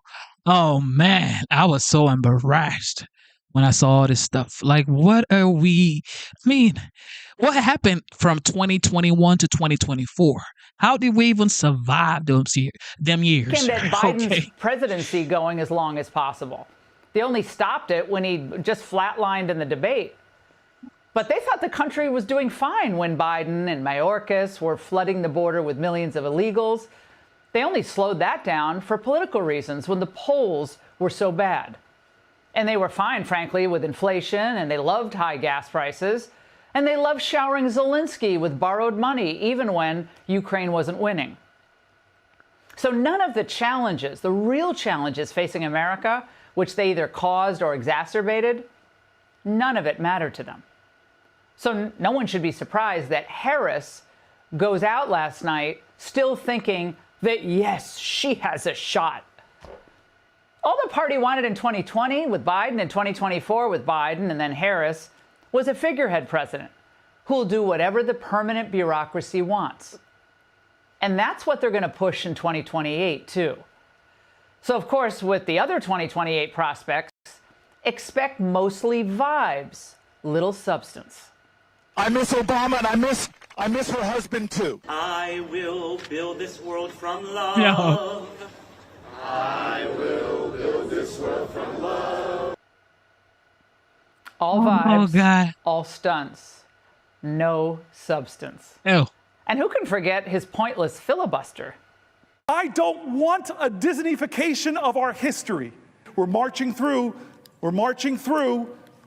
13 hours. I got more in the tank. They're all Kamala Harris now. And that's the angle. Hey, Sean Hannity here. And that's the angle. Yo, that was so funny, yo. Too funny. Marco Rubio has now replaced Mike Waltz. And Mike Waltz would have to be, of course, confirmed by Senate to be the United Nations ambassador. But for the meantime, Marco Rubio is going to replace Mike Waltz. You just Whilst big he doing his picture before job. we really dig into some of the details here, because of course it was your editor, Jeffrey Goldberg, who was accidentally added to the group chat on Signal that has led to a lot of this unraveling. What is your understanding of how it is that Mike Waltz's standing really unraveled within the White House here? Because certainly many people I talked to on the Hill, including Republicans, will privately say that they thought Pete Hegseth was actually the one who did more damage in this context. But of course, Waltz had the original sin. That's right. I mean, both of those men have some responsibility for what happened in that Signal chat. But the difference is that Mike Waltz was on shaky ground with some in the White House even before the Signal Gate scandal took place. You know, he had sort of alienated other staff members inside, treating himself more like a principal than a staffer. He had tried to block some people from meetings, had imposed himself on other meetings, and then he had on top of that this concern from mainly outside the White House, people in the MAGA activist world, that he was too hawkish, that his foreign policy vision was not the president's foreign policy vision, and that he had hired people into the National Security Council who weren't loyal to the president. That was the Laura Loomer visit. Then Signalgate happens, and that just magnified all these problems. I think his initial spin wasn't. His initial response to that wasn't great. You know, by last week when we came into the Oval Office, I came with Jeffrey Goldberg to meet with the president. One of the notable things of that encounter was the president had sort of put Signalgate behind him. He sort of admitted fault of his administration. When we asked him about Waltz, he said, he's fine. He was just here. He got beat up over it. He wasn't really defending him. He acknowledged Hegseth had some missteps. It was a real contrast to how the president and the administration handled the initial disclosure of those signals, which was to attack us at the Atlantic and to attack Jeffrey personally. So I think once enough time passed, the president sort of was able to acknowledge the mistakes of his own administration. Walz's time was just sort of a, you know, he was on the clock.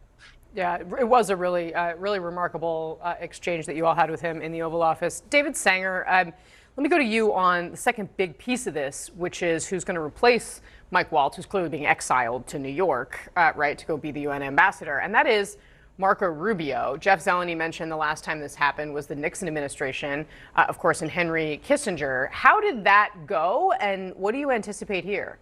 Well, it didn't go well. It was in a different era, of course. And Kissinger and Nixon had developed a really close relationship. And one of the big analogs right now, Casey, is that I think that, as you've heard, Marco Rubio and the president have actually managed to get along really well. And I think this reflects that. So there are two problems with holding this job simultaneously. The first is just a physical one. The Secretary of State travels around the world, frequently gone for, you know, the whole week to Asia or Europe or Africa or Latin America. And the National Security Advisor basically lives in the Situation Room running a constant stream in most administrations, not necessarily in this one, of policy processes to debate out issues. So the first question is he can't be in two places at one time, even with the wonders of using secure video. The second problem, though, is the one that Jeff alluded to.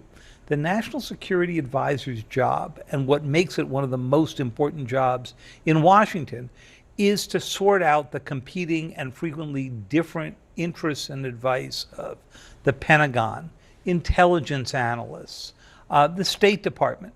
So if you're representing the State Department and also playing the arbiter there, there's a sense from all your colleagues that you've constantly got your finger on the lever here to weight the State Department, even if that's not the case. David, is there a sense, or do you have the sense that, you know, if he's sending he's going to give Mike Waltz another job, but he's clearly sending him away. If Rubio can't be in two places at the same time, and he is on the road all the time, does that simply open up a vacuum that will allow someone else in the White House to step in that perhaps the president is more interested in hearing from? Well, it can. Rubio apparently said that he would take this job for up to 6 months. There had been speculation about other people who could fill it, including Steve Witkoff, who was doing the negotiations with the Middle East, with Russia, with Iran. We're told that Witkoff didn't really want it. He wanted to sort of be at the spear end of the deal making here, which I could understand. He's got no national security background. Rubio's got lots. He ran, of course, the Senate Foreign Relations Committee and was served on it for some time. So there's lots of reasons that Rubio could be a good choice, but there are problems that you are inheriting when you do both. Be interesting to see who Rubio picks as his deputy, because gone in this as well is the number 2 at the National Security Council, Alex Wong, and so we are told. It has not yet been announced, and if that's the case, Rubio is going to need somebody who can really represent his interests and have the ear of the president. Yeah. So let's rewind just a little bit and look at how kind of we got here, because there was some writing on the wall ahead of today that Mike Waltz had, shall we say, fallen out of favor. There was this video we have yesterday of the president boarding his plane, boarding Air Force One, and you can see highlighted there is Mike Waltz walking with other officials and then not getting on the plane, being shown to the side, of course. And then in the Rose Garden today, this was before the announcement came from President Trump on Truth Social that Waltz was being nominated for this UN ambassador post. He thanked basically everybody else on his national security team except for Mike Waltz. Watch the president. Mike he took responsibility for it. Hegseth is doing a great job. He had nothing to do with this. Hegseth, how do you bring Hegseth into it? He had nothing to do. Look, it's all a witch hunt. Who's doing a fantastic job, Pete, thank you. Marco Rubio, unbelievable. Unbelievable, Marco. When I have a problem, I call up Marco. He gets it solved. If I was casting a movie for the CIA, I'd put this guy in it. Director of the CIA, John Ratcliffe. Director of National Intelligence, Tulsi Gabbard. Tulsi, thank you.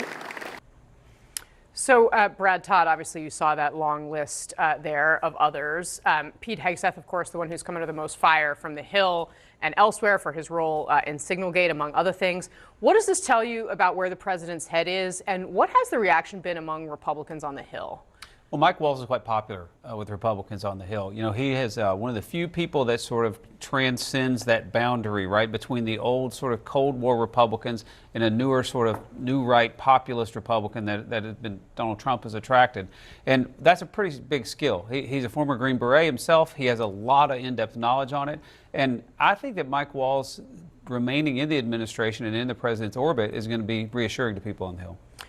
Congresswoman, enlighten us if you knew Mike Waltz at all when he served with you before he took this current role. But also, I mean, what concerns do you have? I mean, I heard one of your colleagues, Jim Himes, who, of course, longtime chairman of the Intelligence Committee, essentially make the argument Brad was making and saying he's a defender of Ukraine, saying it's not great that we don't have this in this position anymore. Yeah, I served with Mike Waltz on both the Armed Services and the Foreign Affairs committees. And I agree, he has a lot of respect in the Republican conference and also across the aisle. But my biggest concern is that Donald Trump thinks this is enough to respond to Signalgate. Like, I represent the biggest military community in the country. I have to look every day at these military families' faces and tell them, look in their eyes and tell them that I'm doing everything I can to keep their kids safe. When Pete Hegseth literally disclosed operational details before an attack that is really, really concerning to service members' safety. And so to me, it's not enough to just move Mike Waltz to the UN. Like, Trump needs to fire Pete Hegseth. This is a real slap in the face to our service members and their families. Kristen, how are you looking at all of this as it unfolds today? I realize your perch is of one as a pollster. Yeah, so what I'm still trying to discern is how much of this is a direct response to Signalgate, Trump sort of not wanting to deal with that fallout, and how much of it is really about where is today's Republican Party on foreign policy. One of the things that I'm always seeing in my data is that you do have older Republicans tend to have more of that Cold War type approach. They believe in a very strong, robust role for America around the world. And frankly, I think Rubio is another one of those folks that has bridged that divide, we should say, has been of that perspective within the party for some time, and yet has gotten in the good graces of Donald Trump, who, especially his younger supporters and base, take a much more, we need to be America first, we need to look inward, we should not be out trying to police the world kind of approach. And so I'll be curious to see, does this reflect an actual real sort of elimination of the more kind of Cold War mindset oriented old school Republicans, or is this more just about Signalgate?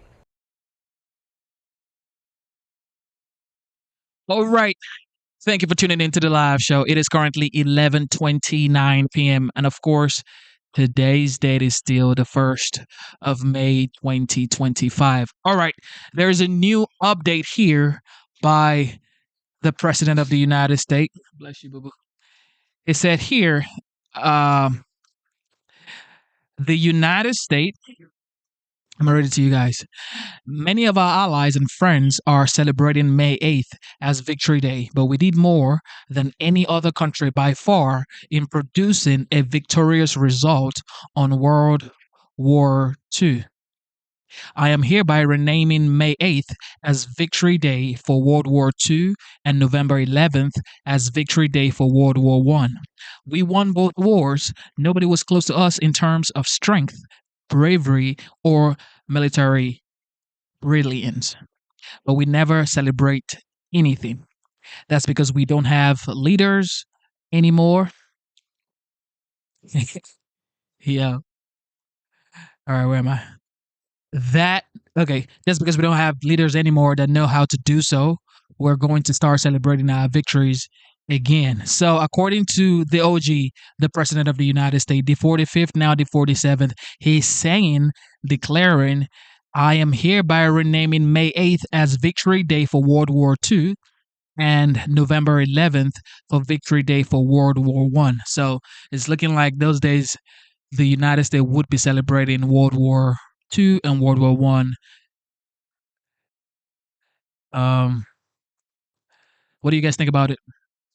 All right, that's the new update from Truth Social, Trump's social media, after he was banned on Twitter, Facebook. You know, a sitting president was banned on all of this platform, so he had to start his own social media. That's just out of this world, but it is what it is. He is now the president, even if he was Donald J. Trump. They tried to stop him, but he is still the president of the United States. Isn't that just wild? Anyway, like I always say, this man does 2 to 4 events every single day. If you were here earlier today when we started streaming, he was in the White House and he gave almost a 2 hours speech. And yesterday he had a cabinet meeting and it was about 2 hours plus. Today, he's having 2 events. This is the second event today. He's probably going to have one more. From D.C. to Alabama. This is Alabama, ladies and gentlemen. The University of Alabama. Here we go.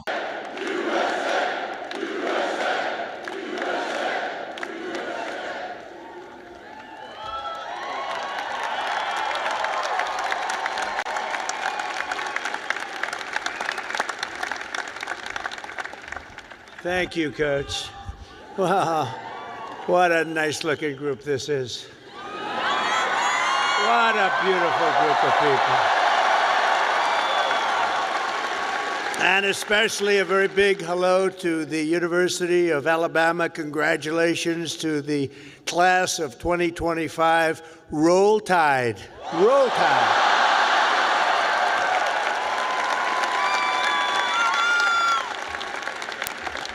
There are things that happen in life that are very important, and you always remember where you were when they happened. As a student at Alabama, you'll always remember where you were when your head coach, Nick Saban, retired. Remember that? Because he's done such a fantastic job. The last time I was here, and that's true with Nick, what a great coach. Let's bring him back. No, you have a good coach right now, though. You have a good coach right now. He was great. But the last time I was here, the Crimson Tide beat the Georgia Bulldogs 41 to 34. I was here. I got to watch it. That was some game. Today, it's my pleasure to return to this campus as the first president ever to deliver the keynote commencement address to this truly great American university. It's a great school. And there's nowhere I'd rather be than right here in Tuscaloosa, Alabama, Titletown, USA. That's what it's become. And I love this place. Maybe it's because I won Alabama by 45 points. Could that be the reason? 45? You know, the way they say, the polls have closed in Alabama. Trump has won Alabama immediately. It was very quick. It was very, very quick and nasty. That's what we like. They put all 7 of your commencement ceremonies, I don't know if you know this, but they put them all together, first time ever, so I better do well, or I'm in big trouble. But I want to thank President Bell for his 10 years of distinguished service, highly respected gentleman, but 10 years of service to this great university, overseeing the education of 100,000 proud Alabama graduates. That's something to have on your record. I also want to thank Alabama Governor Kay Ivey, who's here with us, and she's a fantastic. Where is she? Where is she? She's around here someplace. She's here. I just took a picture. I said, you're doing a great job, along with the very wonderful man, a friend of mine, Senator Tommy Tuberville. Where's Tommy? Tommy's great. When he wanted to run for the Senate, I said, well, you beat Alabama 6 times in a row. How can you run for the Senate? He said, well, I just look at him and I say, well, I was responsible for them getting Nick Saban. I said, that's a good reason. And he won, very easily he won, but I'll never forget that. Thanks also to a wonderful person, Representative Lisa McClain, a great person, great, highly respected. Gary Palmer, Robert Adderholt, Dale Strong, Ronnie Jackson, Ralph Norman, along with Lieutenant Governor Will Ainsworth, Alabama Attorney General Steve Marshall, Alabama Secretary of State Wes Allen, great people, Alabama Senate President Pro Tem Garland Gudger, Chancellor Sid Trant, and members of the University of Alabama Board of Trustees. But most importantly, and they would agree with this, let's give a big round of applause to your incredible parents, grandparents, and family members.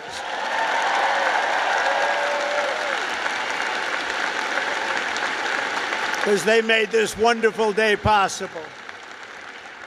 Oh, you're great. Without them, it doesn't happen. Without them, you probably aren't here, and you wouldn't have that big, beautiful smile on your faces.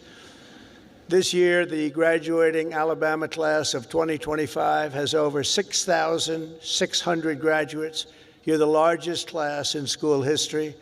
Among your ranks are among the 800 first-generation college students and nearly 3,000 students from right here in the great state of Alabama. Amazing. And this class also includes many Rhodes Scholars, Goldwater Scholars, 213 Merit Scholars, and over 1,500 students graduating with red caps. You know what that signifies? 4.0 GPA. That's a lot of students. That's a lot of students.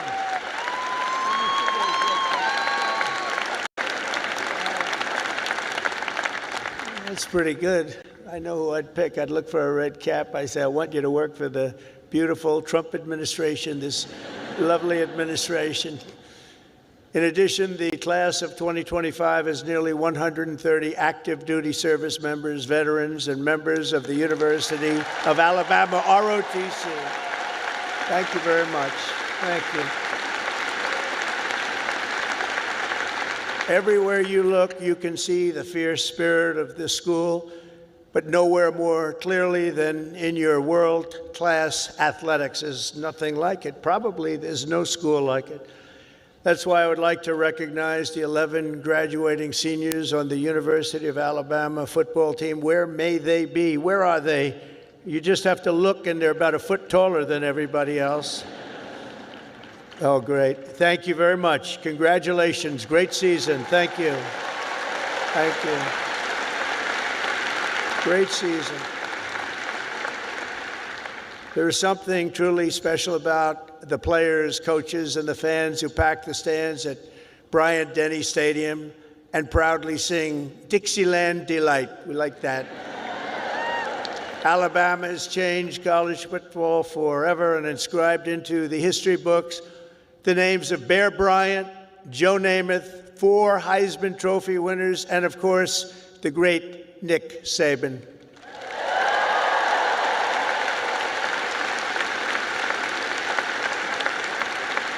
This place is truly where legends are made. It really is. It's a special place. When your president called, we talked about it. It took me about 2 seconds to say, I'll go. I wasn't looking to do it, and we are busy. You know, we're winning a lot of battles right now. We love winning, don't we love winning? We're winning a lot of battles. But I wanted to do this. For the University of Alabama, good isn't good enough, tough isn't tough enough, and great isn't great enough. The Crimson Tide does not rest, does not quit, and does not stop winning until it's all time. You know, it's all time. You're always winning, and you're going to keep winning. That's why the University of Alabama football team has won more games in the last decade than any college football team in America. That's not bad.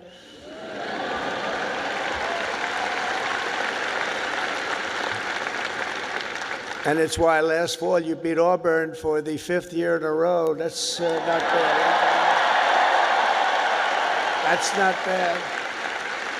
The University of Alabama has a brand, and that brand is winning. That brand is winning. Great school.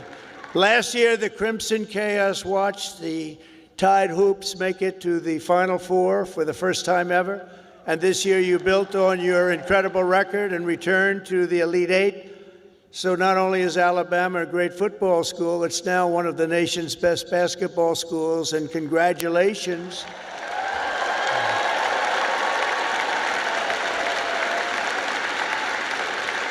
And I love sports, and I think I should have come here. I think I should have come here. Congratulations as well to the women's track and field team for winning 2 SEC titles this year. That's something. As long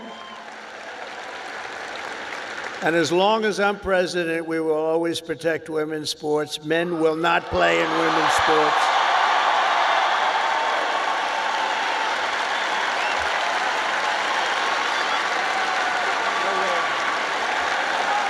No way. They say that's an 80-20 issue. No, it's a 97-3 issue, I think. No, men will not be playing in women's sports. I said that, and I classified it with a very powerful executive order. As you know, it's done. The class of 2025 was the first to enter the halls of this university in the aftermath of COVID-19. Following a difficult senior year of high school, many of you came here to Tuscaloosa from around the country, and for the very first time, you experienced something called freedom. You had freedom. So let's give a big round of applause to the leaders of this state who chose liberty over lockdowns. They did. They did a good job.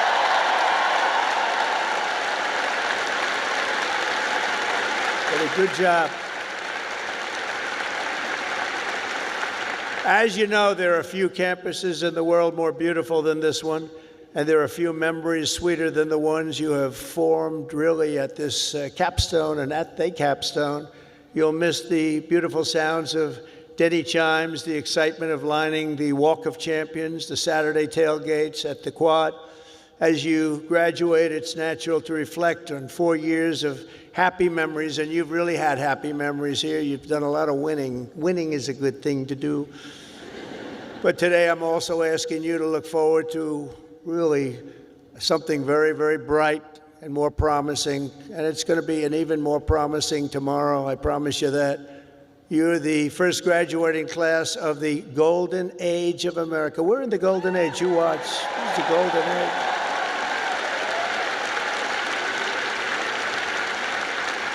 This is the golden age. We've done things that nobody thought possible. 100 days yesterday, 100 days, and we've done things that nobody thought even possible. Like many generations before you, you're graduating at an exciting time for our nation, a period of both extraordinary change and incredible potential and what will be unbelievable growth. You're going to see that very soon. You're going to see it starting very, very soon. The whole world is talking about it. Our country has always been defined by its ability to reform and reinvent itself, to meet the challenges of the next era. The last 4 years were not good for our country, but don't let that scare you. It was an aberration.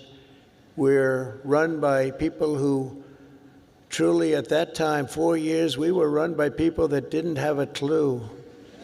They didn't have a clue. I'm trying to be nice when I say it that way. They allowed our beautiful USA to be laughed at, scorned, and taken advantage of by everybody. We were ripped off on trade by nations all over the world, both friend and foe, and oftentimes a friend was far worse on trade than the foe. But those days are over. You're at the start of something very, very big. You're going to see that very soon. Now, exactly 250 years after the first Patriots stood and fought at Lexington and Concord, we're in the midst of another kind of revolution, a revolution of winning and a revolution of common sense. Common sense.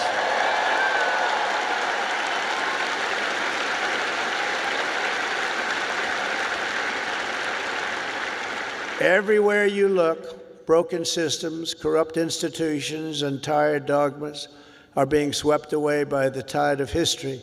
Ancient wisdom is being rediscovered, and the best and strongest traits of America are coming back for all to see, bigger, better, and greater than ever. Coming back, and they're coming back fast. The spirit of our age is one of boldness, vigor, ambition, and adventure, and it's exciting to be you and young.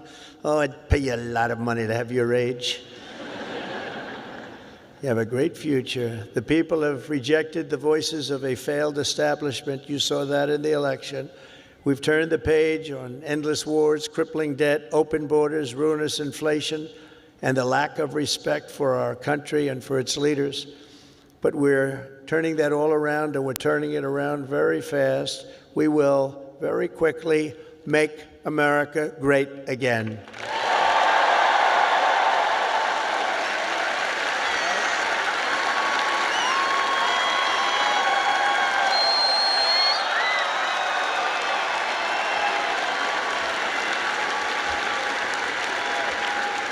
This week, we're celebrating the most successful first 100 days of any presidential administration in the history of our country, and we've been given a lot of credit for that, but 100 days does not a full term make. But we're going to do even better as we move along. In a matter of weeks, we've achieved the lowest number of illegal border crossings ever recorded.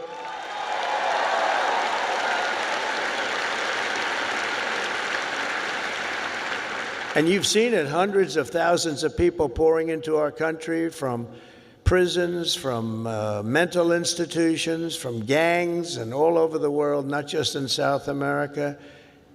You'd see hundreds of thousands of people pour across in one day. You know what we had just recently? Three.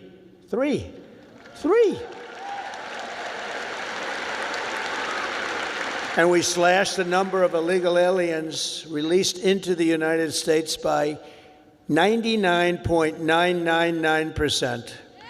And you know, if that number is wrong, the fake news, which is all over the place today, is going to be correcting me before I get to the next sentence. Now, 99.999%, how about that? Nobody thought that was possible. They said you needed legislation. No, you just needed a new president. That's what you needed.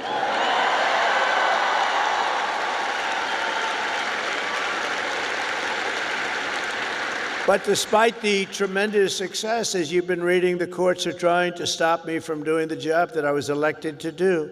We won by millions of votes. We won all 7 swing states, 7 out of 7. We won 312 electoral college votes. They said, 270 would be great. We won 312 and 2,750 counties versus 525 counties throughout the nation. That's why when you look at a map, it's all red. It's all red. Every inch of it is red, a little couple of blue dots. But they have to let us do the job that the voters want us to do. Judges are interfering, supposedly based on due process, but how can you give due process to people who came into our country illegally? They want to give them due process. I don't know.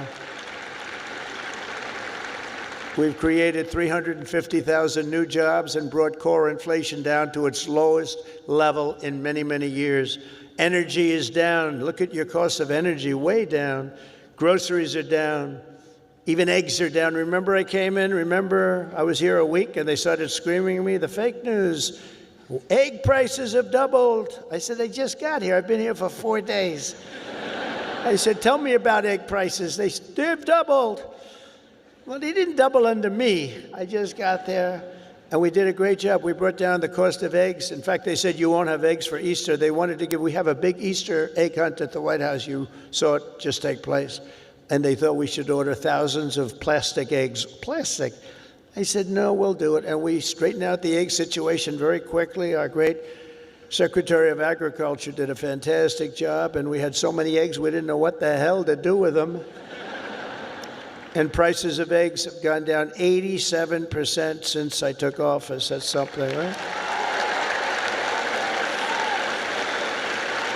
But the price of food has gone down, and mortgage rates are down, and gasoline prices just hit $1.88 a gallon in 3 states. Can you believe it? It was at $3.50. It was at $4. We're drilling. Oh, we're drilling. You know, drill, baby, drill, right? We drill, baby, drill. We do that. We got it down. We have it going good. And, you know, when energy drops that much, you don't have much inflation. It's hard to have inflation. It was just announced that in the first quarter, investments in the United States are up 22%, that we're leading the whole world in investment. Everybody's pouring into our country with big dollars. And it's all about November 5th, the November 5th election, and tariffs and incentives that we've given that are going to make this country so much richer. We have $36 trillion in debt. That's going to start to come off. It's going to come off rapidly, but we'll be over $8 trillion in investment, with Apple and others investing $500 billion each. We've never had a period of time in 2 months, because we're here for 3 months, a little bit more, but give me a break for the first month. You know, had to get a little acclimated. Had to see where the enemy lies, because they're already looking to impeach Trump. You know, these crazy people. Let's impeach him. For what? We don't know exactly, but we'll try it. These people are crazy. So we had to, get our bearings for the first couple of weeks. So in 2 months, we had over $8 trillion, think of it, committed. Nobody's ever seen anything like it. There's never been anything like it in any country at any time, and it's all because they want to avoid the tariffs. We want to get here fast. And I said, a number of times, tariff is the most beautiful word in the world. And I got absolutely decimated by the fake news. They said, what about love? What about your wife? What about your parents? What about religion and God? So I said, all right, it's the 5th nicest word I've ever seen. And since I've done that, I've been in good shape. Nobody's bothered me. They've been very nice. So it's the 5th most beautiful word I've ever heard.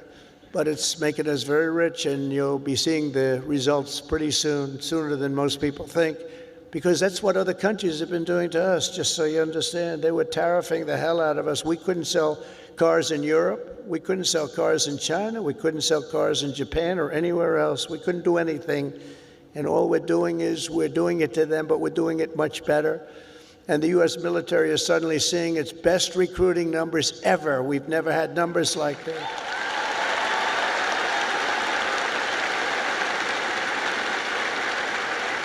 We now have waiting lists because there is such incredible spirit in our country. There's a great spirit. And just think, 6 months ago, and you remember, and it was embarrassing, before the election, 6 months ago, we were hearing and reading that numbers of those joining our military were at the worst levels ever. We've never had anything like it, right? You remember that? And now they're at the best levels ever. We have waiting lists to get into the military. We couldn't fill the positions, and that included in our police forces, our fire departments. We love our fire departments also. We can never forget our fire departments. But our police forces were begging for help. And now they're brimming over with people and applicants, and they're getting great ones. It's amazing what's taken place, and that's really the spirit. Each of the graduates in this arena will soon have the chance to help lead this project of national renewal. And that's what it is. It's a national renewal. We suffered so badly for 4 years. We had one of the greatest economies. We actually had the greatest economy in the history of our country during the first term of Trump. And then we got hit hard with inflation. During the Biden economy, it was horrible. We were hit so hard. The worst probably ever. They say 48 years. We'll accept that. But I would say ever. You'll embrace this moment and you'll step forward with strength and grit, faith and patriotism to put America on a new trajectory for your children. And then you'll take your place among the greatest generations in the history of our country. I think you have a chance to be the greatest generation in the history of our country because we're turning it around and you happen to be available. You're available.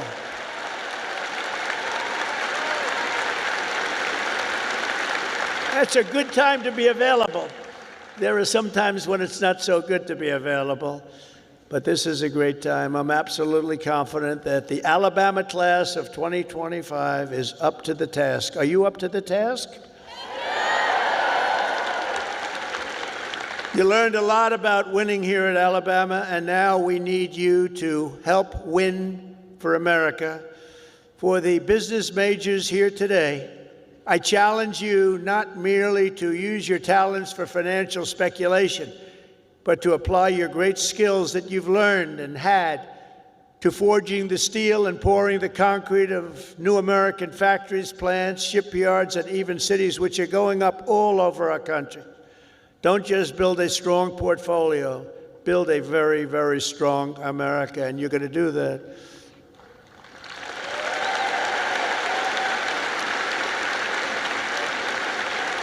To the engineers, brilliant you are, technicians, scientists, and math majors, we need your Alabama spirit and competition to keep our country at the forefront of every single domain.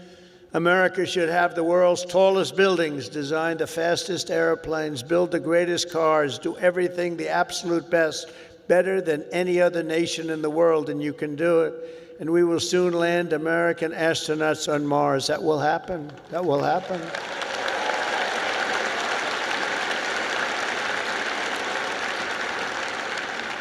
In every field you have studied, there are problems to be solved and breakthroughs to be made.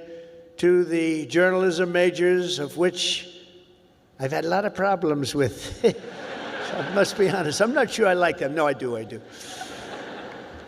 But you're really leading a very thing because we need a great and free press. We need a brilliant press. They're like a watchkeeper. They're very important, and you can go out and take it down a new track, help save the country. So important. Your task is so important, and it's to build a media that Americans can trust. And remember, the people of this country, they know the truth when they hear it. That's why the ratings, the approval numbers of the media are so low. We need those ratings to be 100%. We have to be able to trust our media. I say you have to have that. You need strong borders, and you need really free, fair, clean elections. You need those things, but the media is a big part of it. In the world of health and medicine, there is an exciting new movement to get poisons out of our food supply, keep toxins out of our government.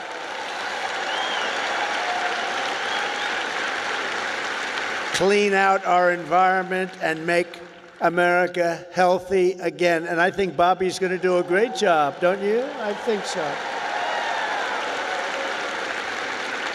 I think he's the guy we needed. And in government, it is the task of your generation to replace bureaucracy, graft, and waste with a new system that defends American freedom.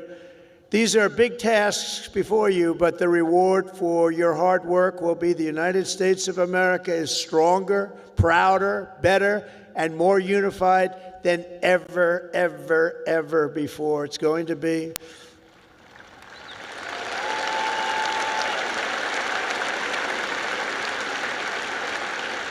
As you embark on this great adventure, let me share some of the biggest lessons I've learned from a lifetime spent building dreams and beating the odds. I beat a lot of odds. A lot of odds. A lot of people said, I don't know. But it worked out okay. Where are we? Oh, gee, I'm president. How did that happen? Now, you're going to be in the same position. But some of the would you like to hear some of the ideas, or should I just skip over that part, huh? That's going to be more interesting than all the other stuff, which was slightly political, right?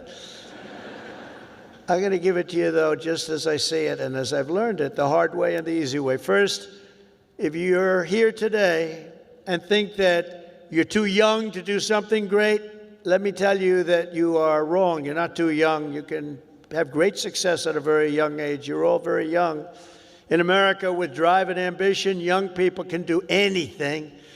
I was 28 when I took my first big gamble to develop a hotel in Midtown Manhattan, the Grand Hyatt, and it worked out incredibly well. But I was very young at the time. I was like a very young person in sort of an old person business. Steve Jobs was 21 when he founded Apple. Walt Disney was 21 when he founded Disney.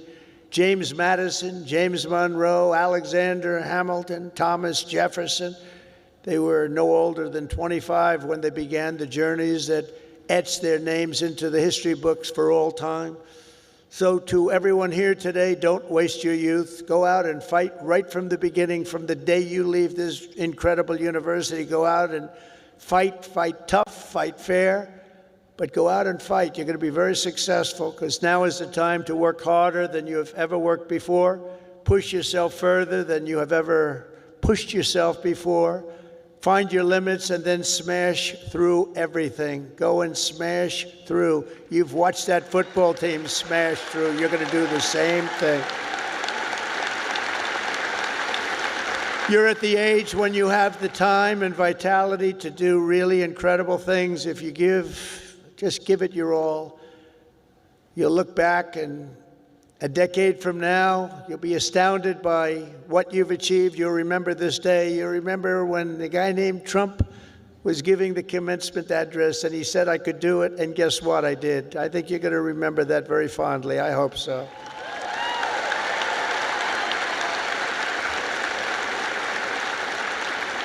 Second of all, and very importantly, you have to love what you do, okay? You have to. I rarely see somebody that's successful that doesn't love what he or she does. That's way you really like work isn't work. It's fun.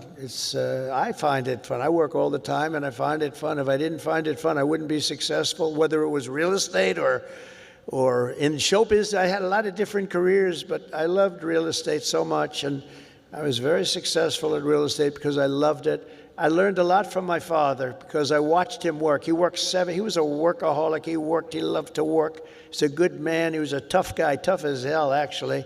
Now that I think back, I don't know if you could even get away with that nowadays. He was tough, but he was a good man, I'll tell you. And he worked 7 days a week. He worked Saturdays, Sundays, it didn't matter. And I learned by watching him, he loved his life. He loved what he was doing. He had a great long-term marriage, a long, many, many, many years. He beat me on that one.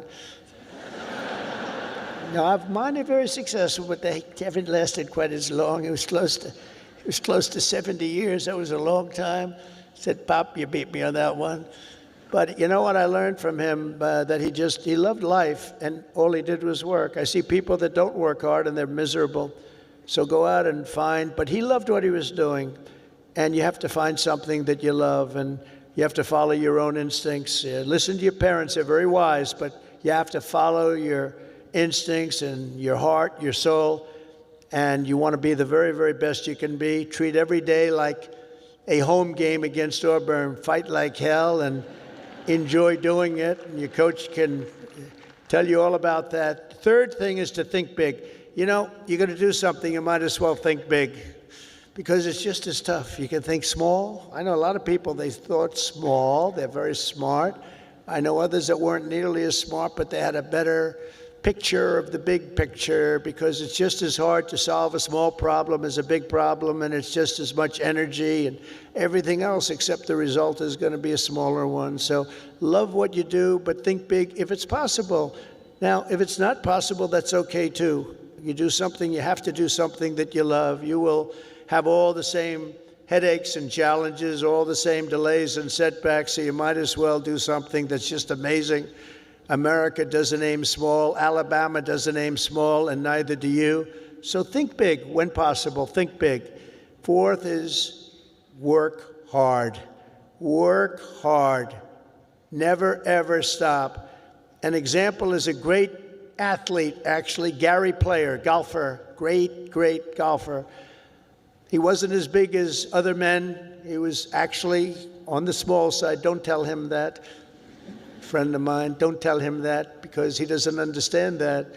But he worked very, very hard. He made up for it. He never stopped. He won 168 golf tournaments. Think of that, 100. I said, Gary, you're winning like every weekend. Do you ever choke or anything? I don't know what choke means. And he made a statement years ago that I read, and I thought it was sort of an incredible statement. He said, it's funny, the harder I work, the luckier I get, right? Think of that. The harder I work, the luckier I get. So you really have to work hard, and you're going to be successful because you have the talent. To get into this school is not easy. To get through it is even more difficult. You have a lot of talent. Fifth is don't lose your momentum. You just want to keep it going, and you have to know if you are losing it, you have to know when you're losing it, so maybe you stop, and maybe it's time to stop. Listen to the feedback, think through your plan very carefully, and keep moving fast. The word momentum is very important. I mean, I'll just tell you a little story about a great real estate developer named William Levitt. He built Levittown. Some of you might live in a Levittown. He was the biggest developer in the whole country in the 1940s and so.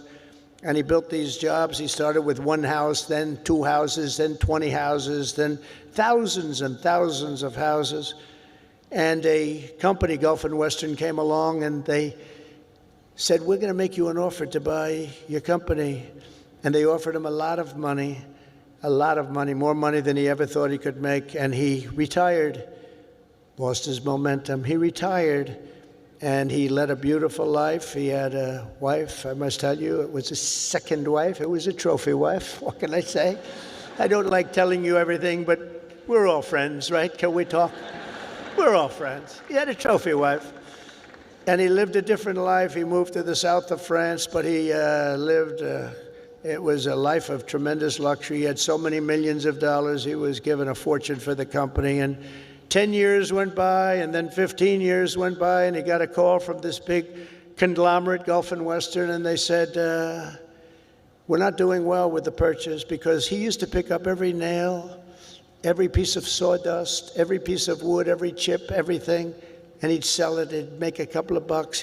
Everything was perfect. They can't do that. You know, these big companies, they don't do that.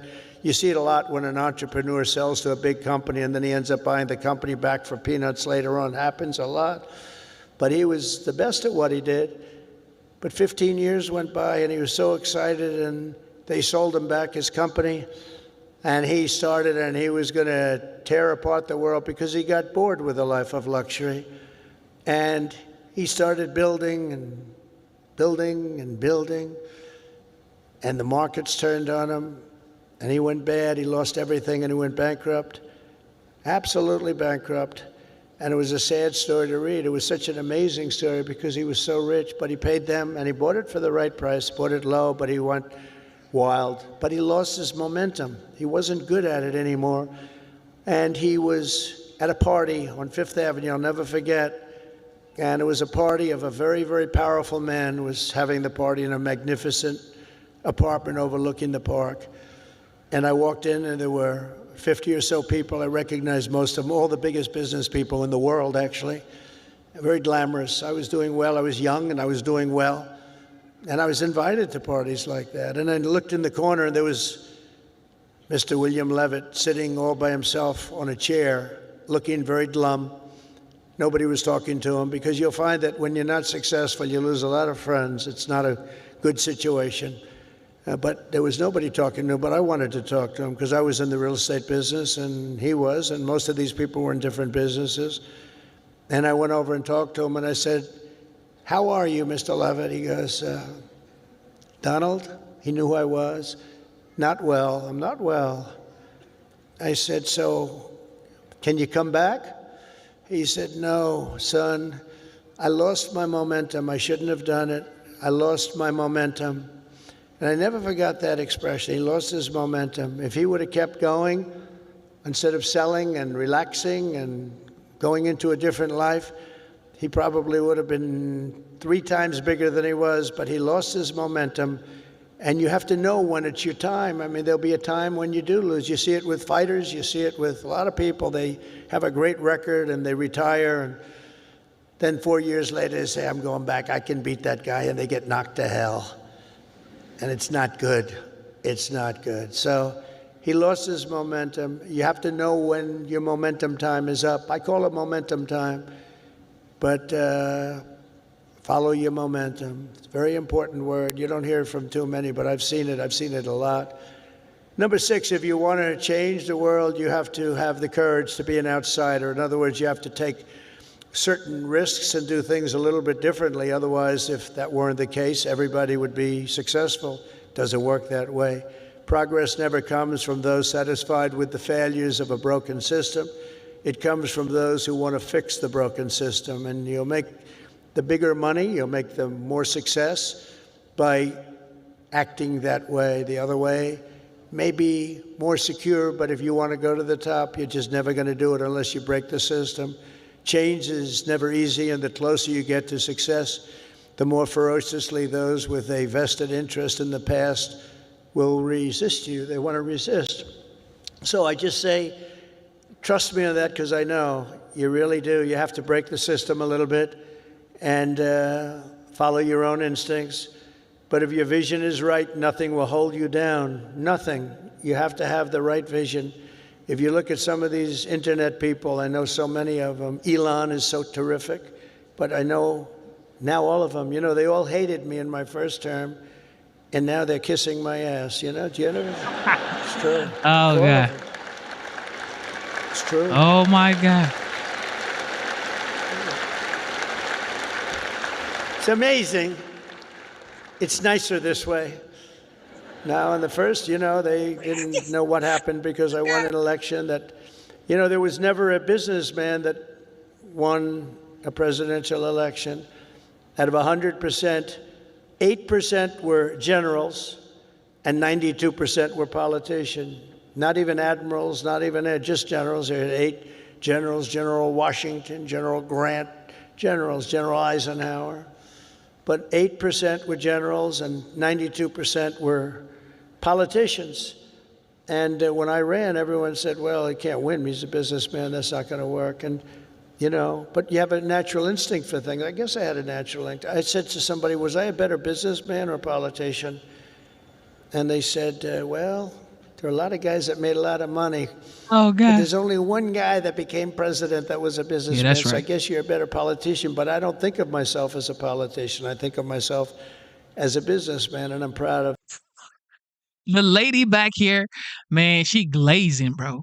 The lady right behind Trump, she glazing. She said, Lord.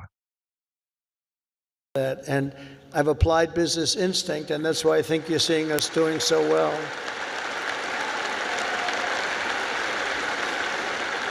So number 7 is to trust your instincts, common sense. You can go very far in life with common sense. And I applied that to politics because some of these things, like they had open borders.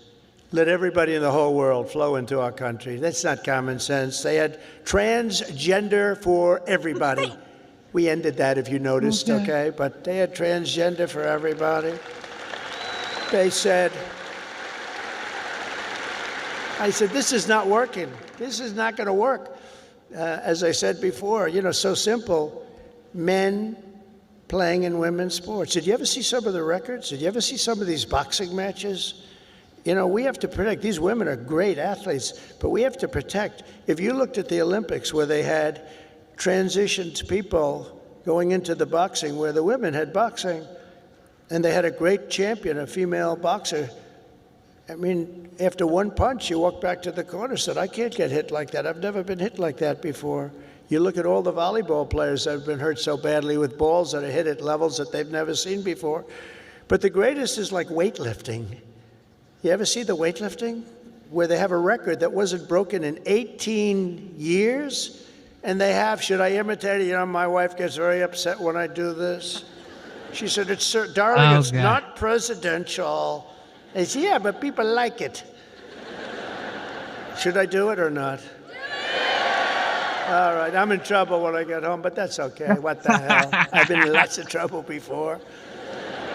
But no, you look at the weightlifting where 18 years it stands, and they have this young woman, and her parents are right where you are in the front row, and they're so proud of her, and it's like 209 pounds, and she's going to lift that. The record stood for 18, think of it, 18 years, and they put an eighth of an ounce here, and an eighth of an ounce here, little tiny little bit, and she's going to do it. Mom, I love you. I'm going to do it for you, Mom. And she goes, and she lifts, and she gets it. And oh, God. Wow. Mom, I'm going to do it, Mom. Can't do it. And then a guy comes along, or a gal, or whatever. A transitioned person comes along. I see. And he was a failed weightlifter as a man, but he comes along, 206 pounds. They put the little thing on, and he goes, boom, boom. And breaks the record like by 119 pounds. That's not right. The other one is the swimming. You've heard me talk about it. Great swimmers, and you know, they rose to the top. Women swimmers, and they grew up together. And they're Olympic class swimmers, and they're qualifying for some big tournament. And now the race is getting ready to start, the big race, and one young lady, she was going to set the record. She fought all her life to set the record. She has to win it by one ninth of a second. Think of that, 1/9. I don't like those odds, 1/9 of a second, right? But she looks to the left and she sees all the friends that she grew up with down in California, from all over the country. They're all the best swimmers. Then she looks to the right and she sees the same thing, but there's a person next to her who's a giant. And she looks and she, oh my God, who is that? I don't recognize that person. That was a person that transitioned, and he had the wingspan of Wilt the Stilt Chamberlain, if anybody knows Wilt.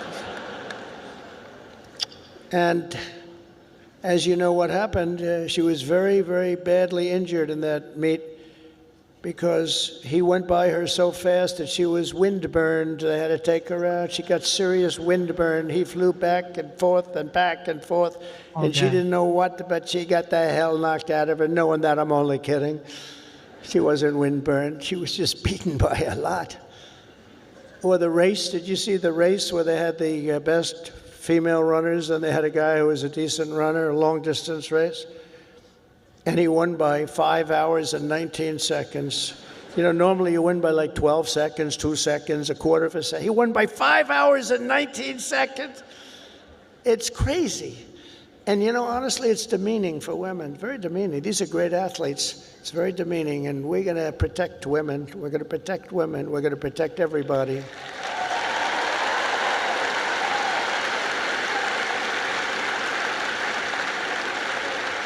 So now that I'm in trouble with my wife, I'm going to blame the University of Alabama for asking me to go through with that stuff. But it's pretty descriptive, isn't it, really? It helps when you know that borders are not racist, speech is not violence, America is good, terrorists are bad, men can never become women, police are not criminals, and criminals are not victims. Eighth, everybody should believe. Thank you. Thank you very much. Everybody should believe in the American dream. It's real, it's there, and it's right before you. We're coming back to the American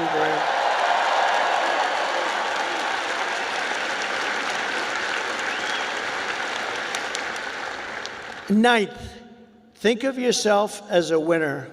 The power of positive thinking. Dr. Norman Vincent Peale, from many years ago, wrote a book, The Power of Positive Thinking, and there is a lot to it, the power of positive thinking.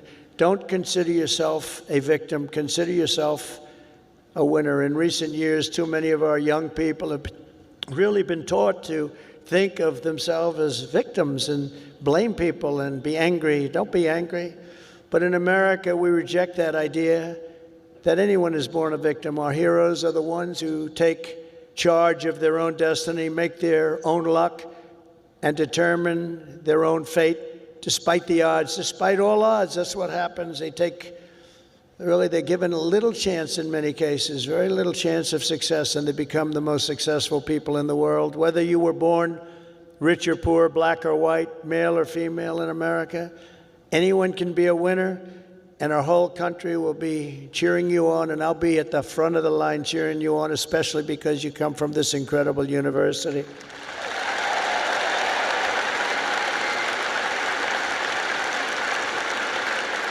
And next is to be an original. The old-time greats were people who had the confidence to be a little different. Teddy Roosevelt, Douglas MacArthur, George Patton, Amelia Earhart, Annie Oakley, Muhammad Ali, and so many others, far too many to name, lived their lives with pride, personality, and flair. God only created one of you. Remember that. God created one of you. You're all different. Some are close, but nobody is the same. You're one of a kind, so don't try to be someone else. Just be yourself. And finally, and most importantly, never, ever give up. Never give up.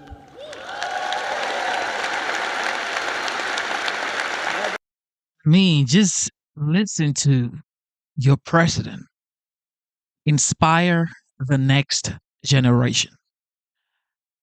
I don't want to say Biden could never, because he never, he just never. He didn't have that aura about him. Trump is just different, man. He's different. You can hate him, but he's in your face. He's in your memory. He's in your sleep. He's in your dream. He's in your mind. He's in your head. He lives in your head rent free.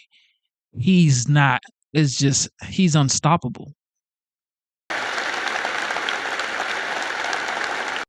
Never give up.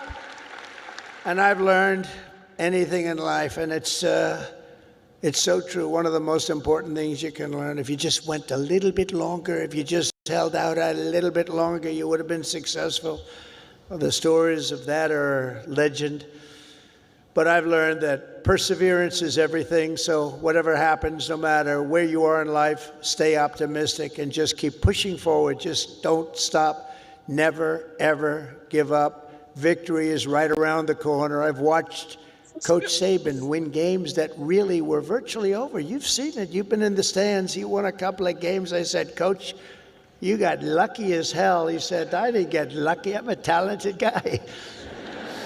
Those little touchdowns that come out of nothing, he's amazing. But he's a guy that doesn't quit and doesn't know what the word quit even means. He couldn't define it. He took victory out of the jaws of defeat, and you can do that too at every stage in my career. My enemies, of which there were many and probably are right now, I can think of a couple of people that don't like me too much right now. But they said that they have to do everything they can to keep me from winning, to keep me from making it. And I'm representing you, so I have to make it. I have big shoulders, but these are big shoulders. I have to win for you. I'm not winning for myself. I'm winning for you. Do you remember when they said that Donald Trump will never become president of the United States. Remember Barack Hussein Obama said that? Barack Hussein Obama. Donald Trump will never be president. Like 50 other politicians said that. Where are they now? Oh, let me see. Oh, there they are. Where are they now? But here I am standing before you as the 45th and 47th president.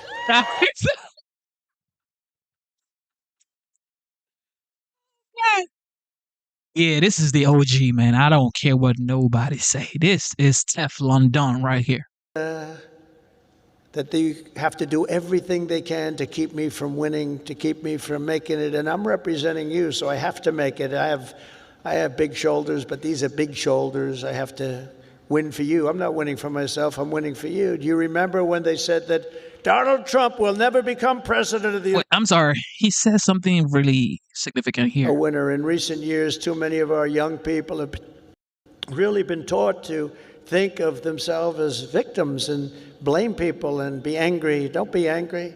But in America, we reject that idea that anyone is born a victim. Our heroes are the ones who take charge of their own destiny, make their own luck, and determine their own fate despite the odds, despite all odds. That's what happens. They're given a little chance in many cases, very little chance of success, and they become the most successful people in the world. Whether you were born rich or poor, black or white, male or female in America, anyone can be a winner, and our whole country will be cheering you on, and I'll be at the front of the line cheering you on, especially because you come from this incredible university.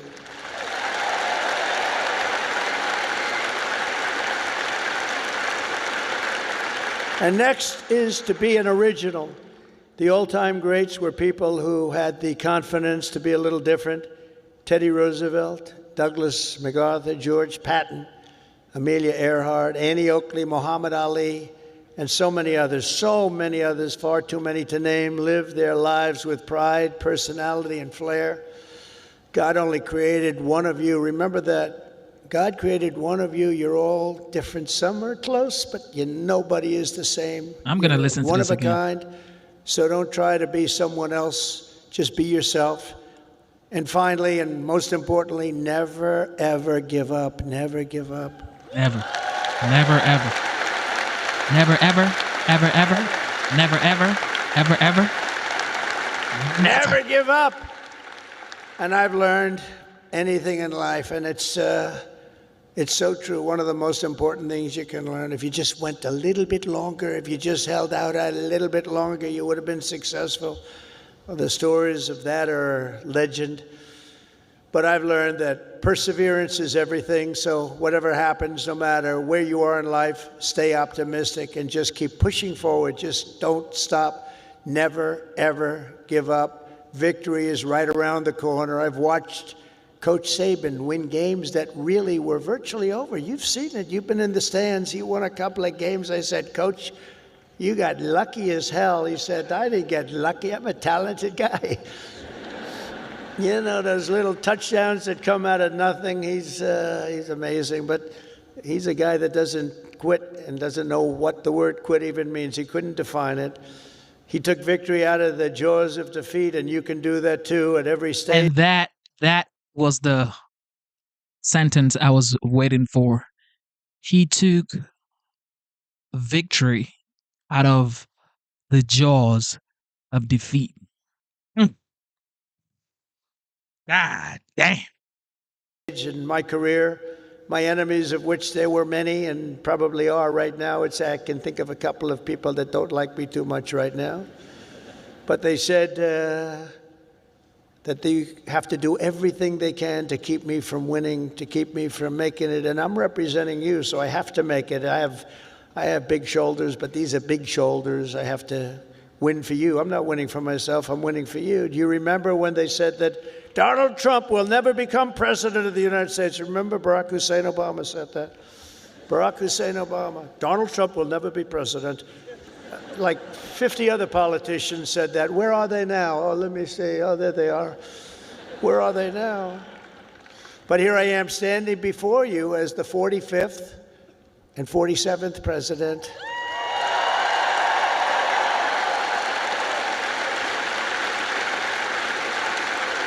You heard that a lot.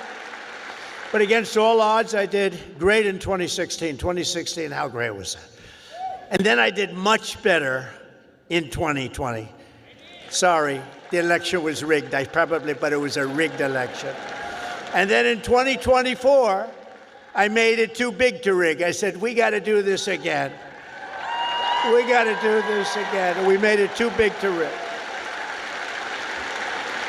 We made it. That was a great expression. I said, you got to go and vote. Even though I was leading big in the polls, I said, it doesn't matter. You got to make it too big to rig. And they did. They went out and they voted and voted and voted. And we won the whole thing. And it was so good. And it's such a great mandate for our country. That's the important thing. So never let anyone tell you that something is impossible. Ever, ever, ever. In America, the impossible is what we all do best. There is nothing you cannot do if you are willing to fight for it. You got to fight, fight, fight. Oh, I've heard that expression. Man, I don't know about you guys, man. I don't know about you guys, but this man inspires me. Yeah, say what you want to say. I've said this multiple times.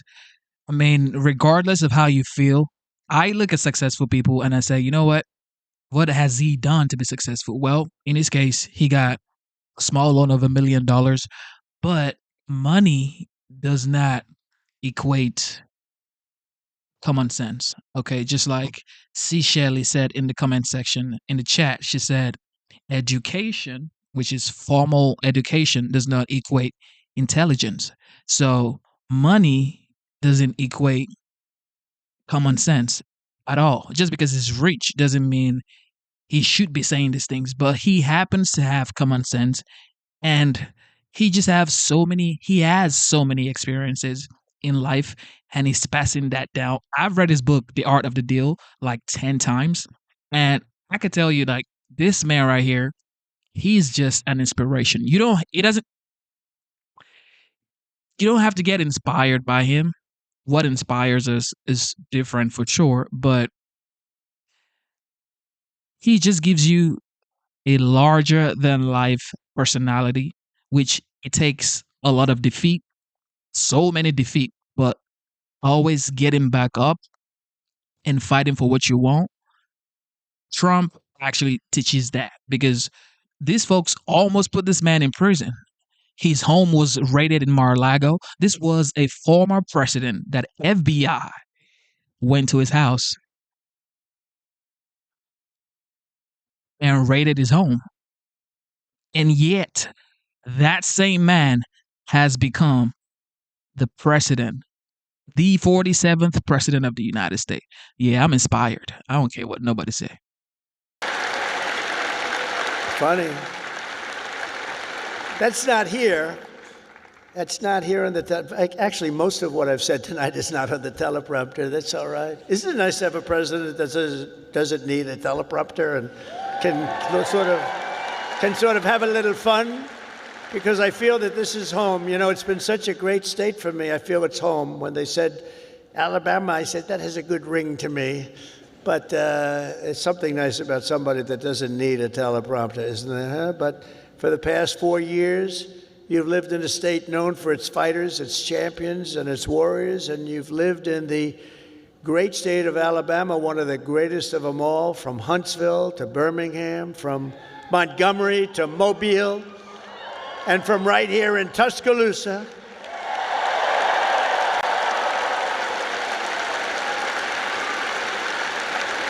To the gleaming shores of the Gulf of America.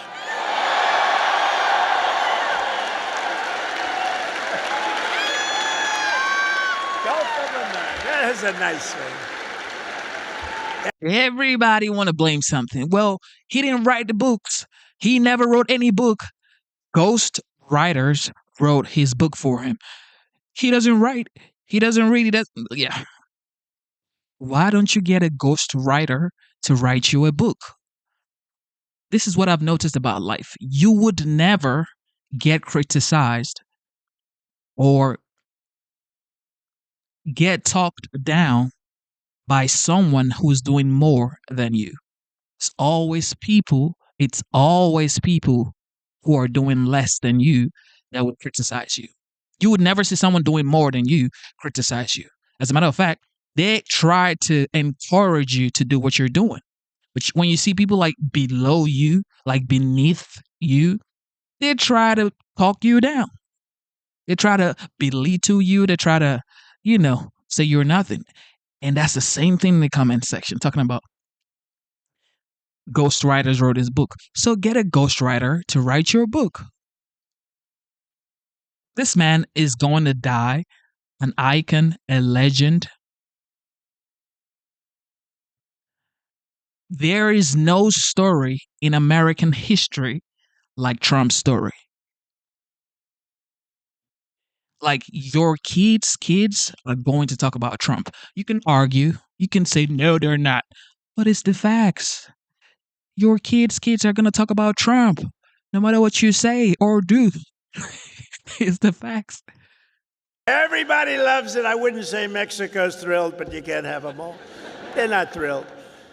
You continue the legacy of Alabama legends who blazed the trails, won the games, tilled the fields, forged the steels, built the ships, and gave us the victories that built America and changed the world. The entire world was changed by our victories. This is the state that gave us the might of the Iron City, the power of the Saturn V rocket, and the roaring engines of Talladega. Talladega. We love Talladega. We love Talladega. This is the state that gave us nothing but victory, the state of some of the greatest heroes in history, like Willie Mays, Jesse Owens, Joe Louis, your coach, Nick Saban, Hank Williams, and many others. Some of you will leave here today and travel the world, but you will always know that this state this is really sweet home Alabama, right? It's always going to be your place. I sort of feel that way myself, because from a political standpoint, it's just been, we connected from day one. From the first day I set my foot on this beautiful soil, I connected with Alabama. And here in Alabama, we believe that the men and women who built this country are heroes, and that America's destiny is to be the single greatest nation on the face of the earth. And we're bringing it back at a speed that nobody thought was possible. We believe in freedom and family, God and country. We cherish our Constitution. We revere our Bible. And we salute our great American flag.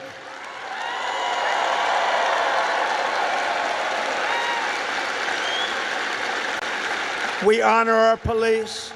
We respect our veterans, and we always stand for our one and only national anthem. We love our national anthem. We believe in strong parents, strong values, strong communities, and very strong borders. And we believe that the United States military is the greatest force for peace and justice. The kids at the back are just looking at him like, Lord, I want to grow up to be just like that. The world just to be like that. Has ever known. We have a great military. We just had people that didn't know how to lead it. We believe the South is beautiful, Alabama is great, and America is our home. We believe in the SEC and the USA.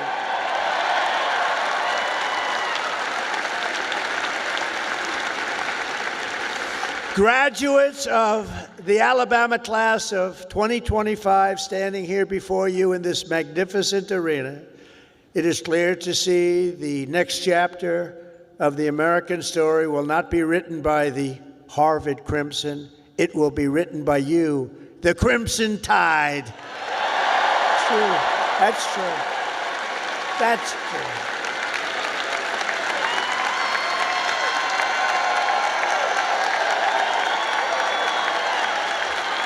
That's true. I thought that was rather clever. If you look at what's going on, they get their $5 billion a year. That is not going to be so forthcoming. Now, wasn't that a clever one, though? Huh? Who would think of that? Because this is Alabama, and at Alabama, you fight, and you win. That's what you know how to do. Congratulations to you all.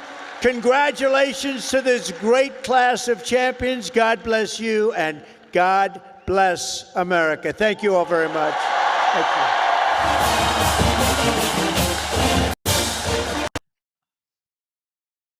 Man, I don't know. If you're hating on this man, you're just a hater because you hate him because he's rich. You hate him because his father left him millions of dollars and your dad left you nothing. I get it. But it doesn't matter, bro. Like, it doesn't matter. It doesn't matter. He's not your problem, okay? He is not your problem. Look at the kids. You cannot tell people to respect you. You have to earn respect. Take a look at the kids behind him. Get that. Because this is Alabama, and at Alabama, you fight, fight, fight, and you win, win, win. That's what you know how to do. Congratulations to you all. Congratulations to this great class of champions. God bless you, and God bless America. Thank you all very much. Thank you. They stood up immediately. He got done. Like, look at their faces.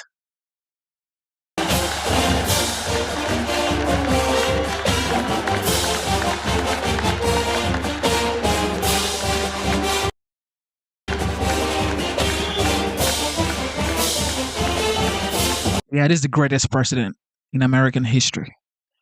Hate me. This is the greatest president in American history. I don't care what nobody says. All right.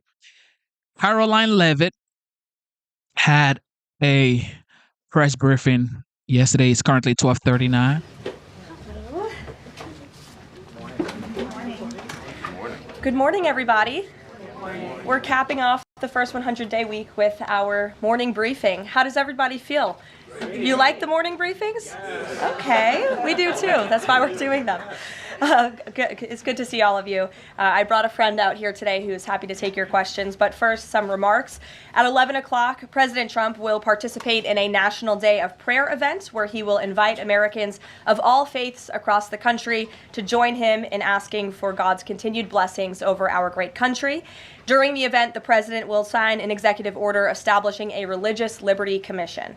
Later today, President Trump will travel to the University of Alabama to deliver a commencement address to the graduating class of 2025. Last night, we saw yet again why President Trump is our deal maker in chief. We secured a historic agreement to establish the United States-Ukraine Reconstruction Investment Fund. This is a first of its kind economic partnership for the reconstruction and long-term economic success of Ukraine that the United States will greatly benefit from. This partnership represents the United States taking an economic stake in securing a free, peaceful, and sovereign future for Ukraine. This partnership establishes a fund that will receive 50% of royalties, license fees, and other similar payments from natural resource projects in Ukraine. President Trump has been clear from the beginning. He wants the killing in this brutal war to end. This agreement shows how invested the president is in securing a truly lasting peace. To mark President Trump's triumphant first 100 days in office, we've detailed all week how President Trump has been hard at work delivering on the promises he made to the American people. And yesterday, the president once again showcased why he is the most transparent and accessible president in American history when he held his fourth open press cabinet meeting. Every cabinet secretary went into great detail, explaining how their respective agencies are making life better for American families and businesses. And then the president allowed all of you to ask questions on anything you wanted afterwards. One of the main reasons President Trump won nearly 80 million votes, swept all 7 battleground states, and received a resounding mandate from the American public is because of the contrast he presented during the campaign and continues to this day. Everything in President Trump's agenda is grounded in one thing: common sense. While the Democrat Party went off the deep end and doubled down on pure craziness, President Trump pledged to restore common sense back to the United States of America. In a little more than 3 months, that's exactly what he's done. He recognized that America is a sovereign nation that cannot survive if it does not protect its territorial borders. So he secured the border in record time and ended the mass invasion of tens of millions of illegal aliens into our homeland. The president knows his top responsibility is ensuring the safety of the American people, which is why he's arresting violent illegal alien invaders in our communities who threaten our public safety. And it's unacceptable to President Trump to allow rampant waste, fraud, and abuse of Americans' precious tax dollars, which is why the president championed a historic DOGE effort that saved nearly $200 billion already. President Trump knows America is blessed with an abundance of liquid gold below our feet in the form of fossil fuels. So he ended Joe Biden's reckless war on American energy and is restoring American energy dominance to lower costs and strengthen our national security. President Trump believes Americans should be free to drive whatever car they want, so he ended Joe Biden's disastrous EV mandate and promoted true consumer choice. President Trump stood up for the Constitution's promise of colorblind equality before the law, so he terminated radical DEI preferencing and federal contracting and directed federal agencies to relentlessly combat private sector discrimination. DEI seeks to divide and pit Americans against each other based on immutable characteristics. President Trump put an end to it. In President Trump's America, individual dignity, hard work, and excellence are the only things that will determine if you get ahead.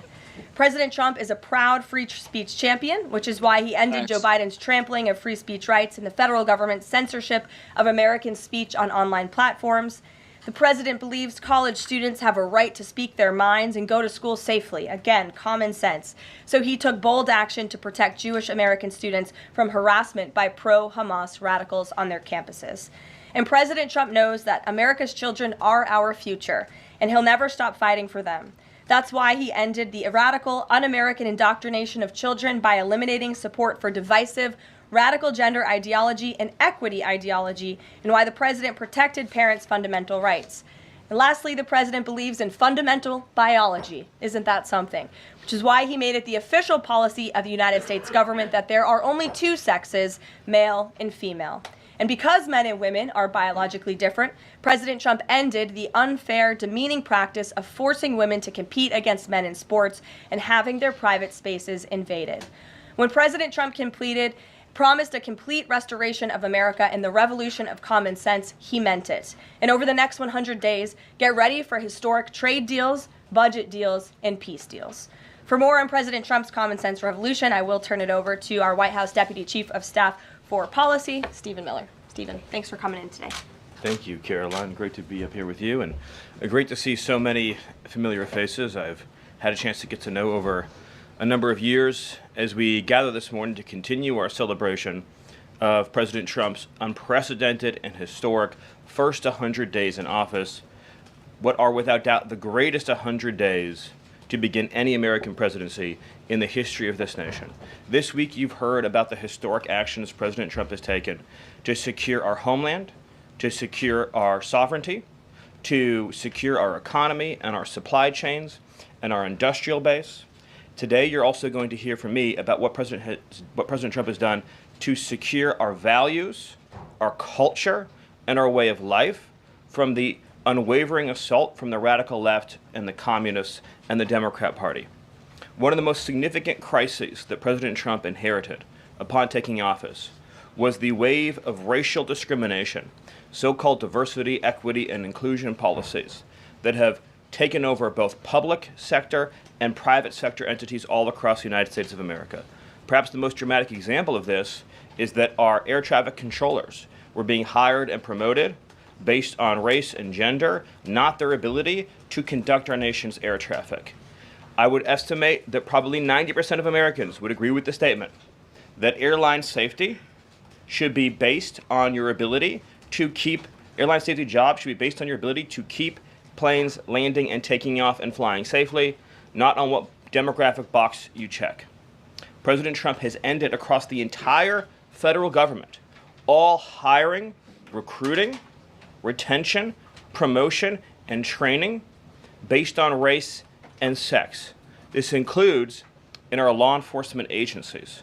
So again, when we took office, even in sensitive law enforcement, national security, and intelligence agencies, We were hiring individuals not on their ability to carry a weapon, not on their ability to keep Americans safe, not on their ability to conduct sensitive intelligence operations, but based upon race and sex.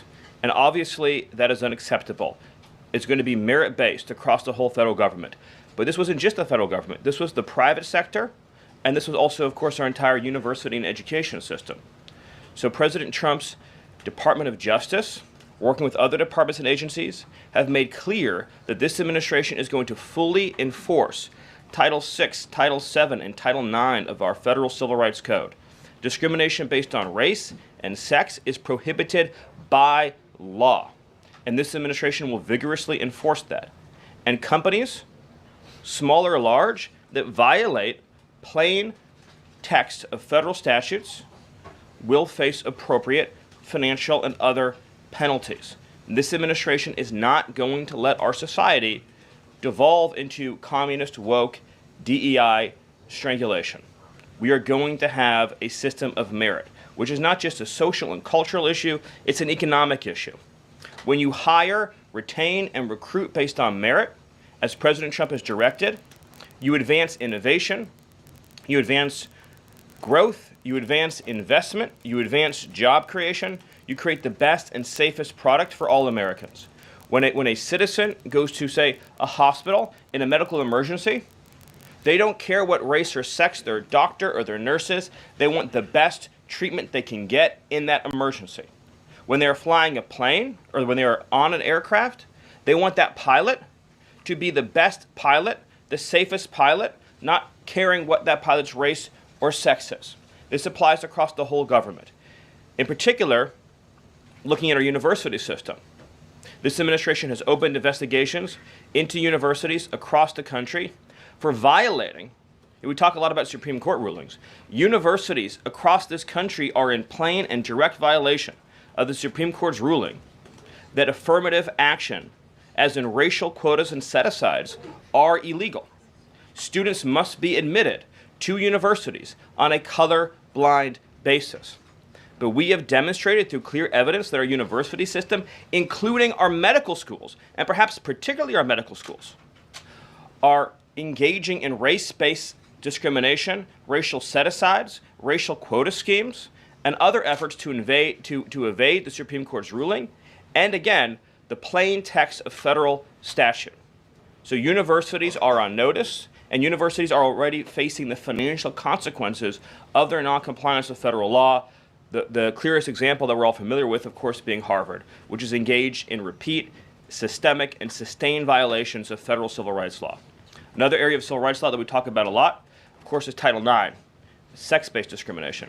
And this administration ended the Biden administration's policy and the Democrat Party's policy of allowing men into women's sports, men into women's spaces.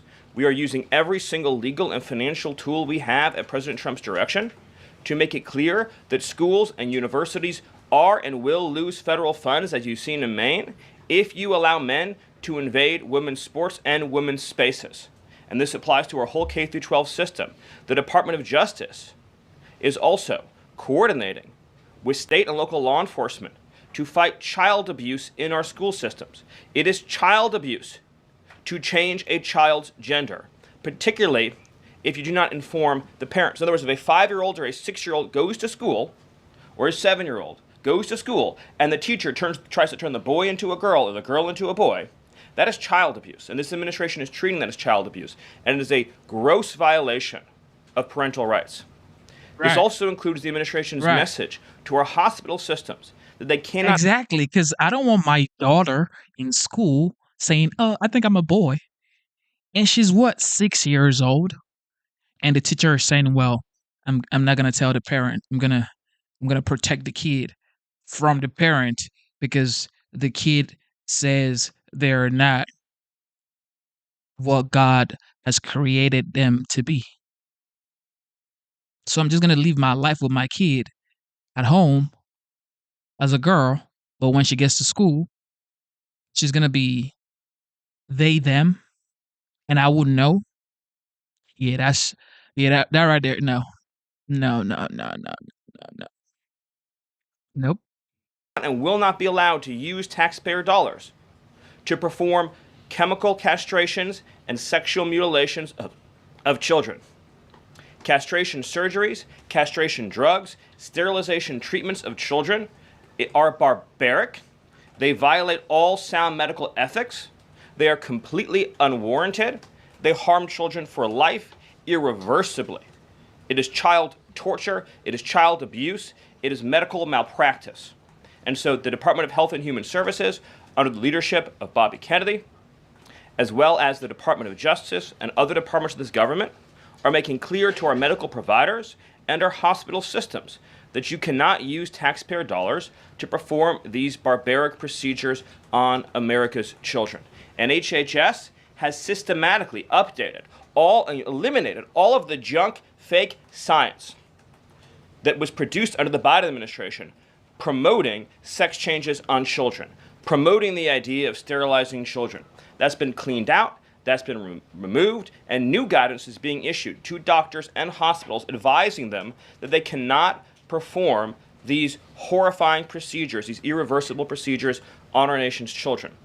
We are also making clear in our prison system, male prisoners will not be allowed into women's prisons. The Biden administration promoted prison rape by putting men into female prisons. That is obviously insane, cruel, and unacceptable. And even though the Democrat Party and Hakeem Jeffries and the Democrat media continue to fight to put men into women's prisons, this administration will not allow that. And will not allow men, as well, in our K-12 system, into women's private spaces and restrooms.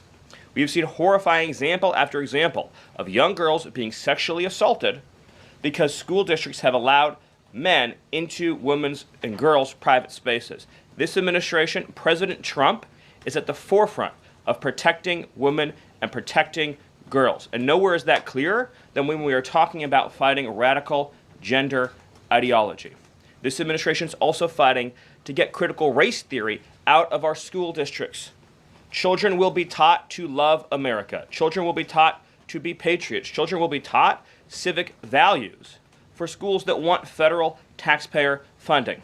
So as we close the Department of Education and we provide funding to states, we are going to make sure that these funds are not being used to promote communist ideology. For any nation to be successful, it cannot teach its children to hate themselves and to hate their country. So these are a few of the areas in which President Trump has fought the cancerous communist woke culture that was destroying this country, where we were led to believe that men were women, that women were men, that racial discrimination was good, that merit was bad, and that safety and physical security mattered less than the feelings of liberal ideologues. The president has also fought to return the Department of Justice to its core mission of protecting public safety and locking up violent criminals, instead of using the Department of Justice to target conservatives, to target Christians, to target people of faith. The last administration cruelly and shamefully used the power of the Justice Department to go after law-abiding Americans, in particular Trump supporters, conservatives, and Christians. That persecution has ended. The Department of Justice and the FBI are back in the business of going after bad guys, of going after gangs, of going after criminals, and keeping Americans safe. Let me just conclude before taking questions by noting that when you look at the sweep of the first 100 days, every single crisis that has afflicted America for years, sometimes decades, sometimes generations, this president has fought head on.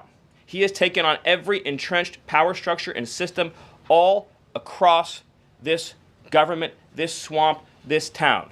That includes, of course, the DOGE efforts to slash corrupt, wasteful government spending, graft, and corruption, and to stop billions of taxpayer dollars from going to radical left NGOs. These are left-wing nonprofits that are used to advance illegal immigration, to advance open borders, to advance gender ideology, and to advance all of this insanity that has been turning our country in the wrong direction for so many years.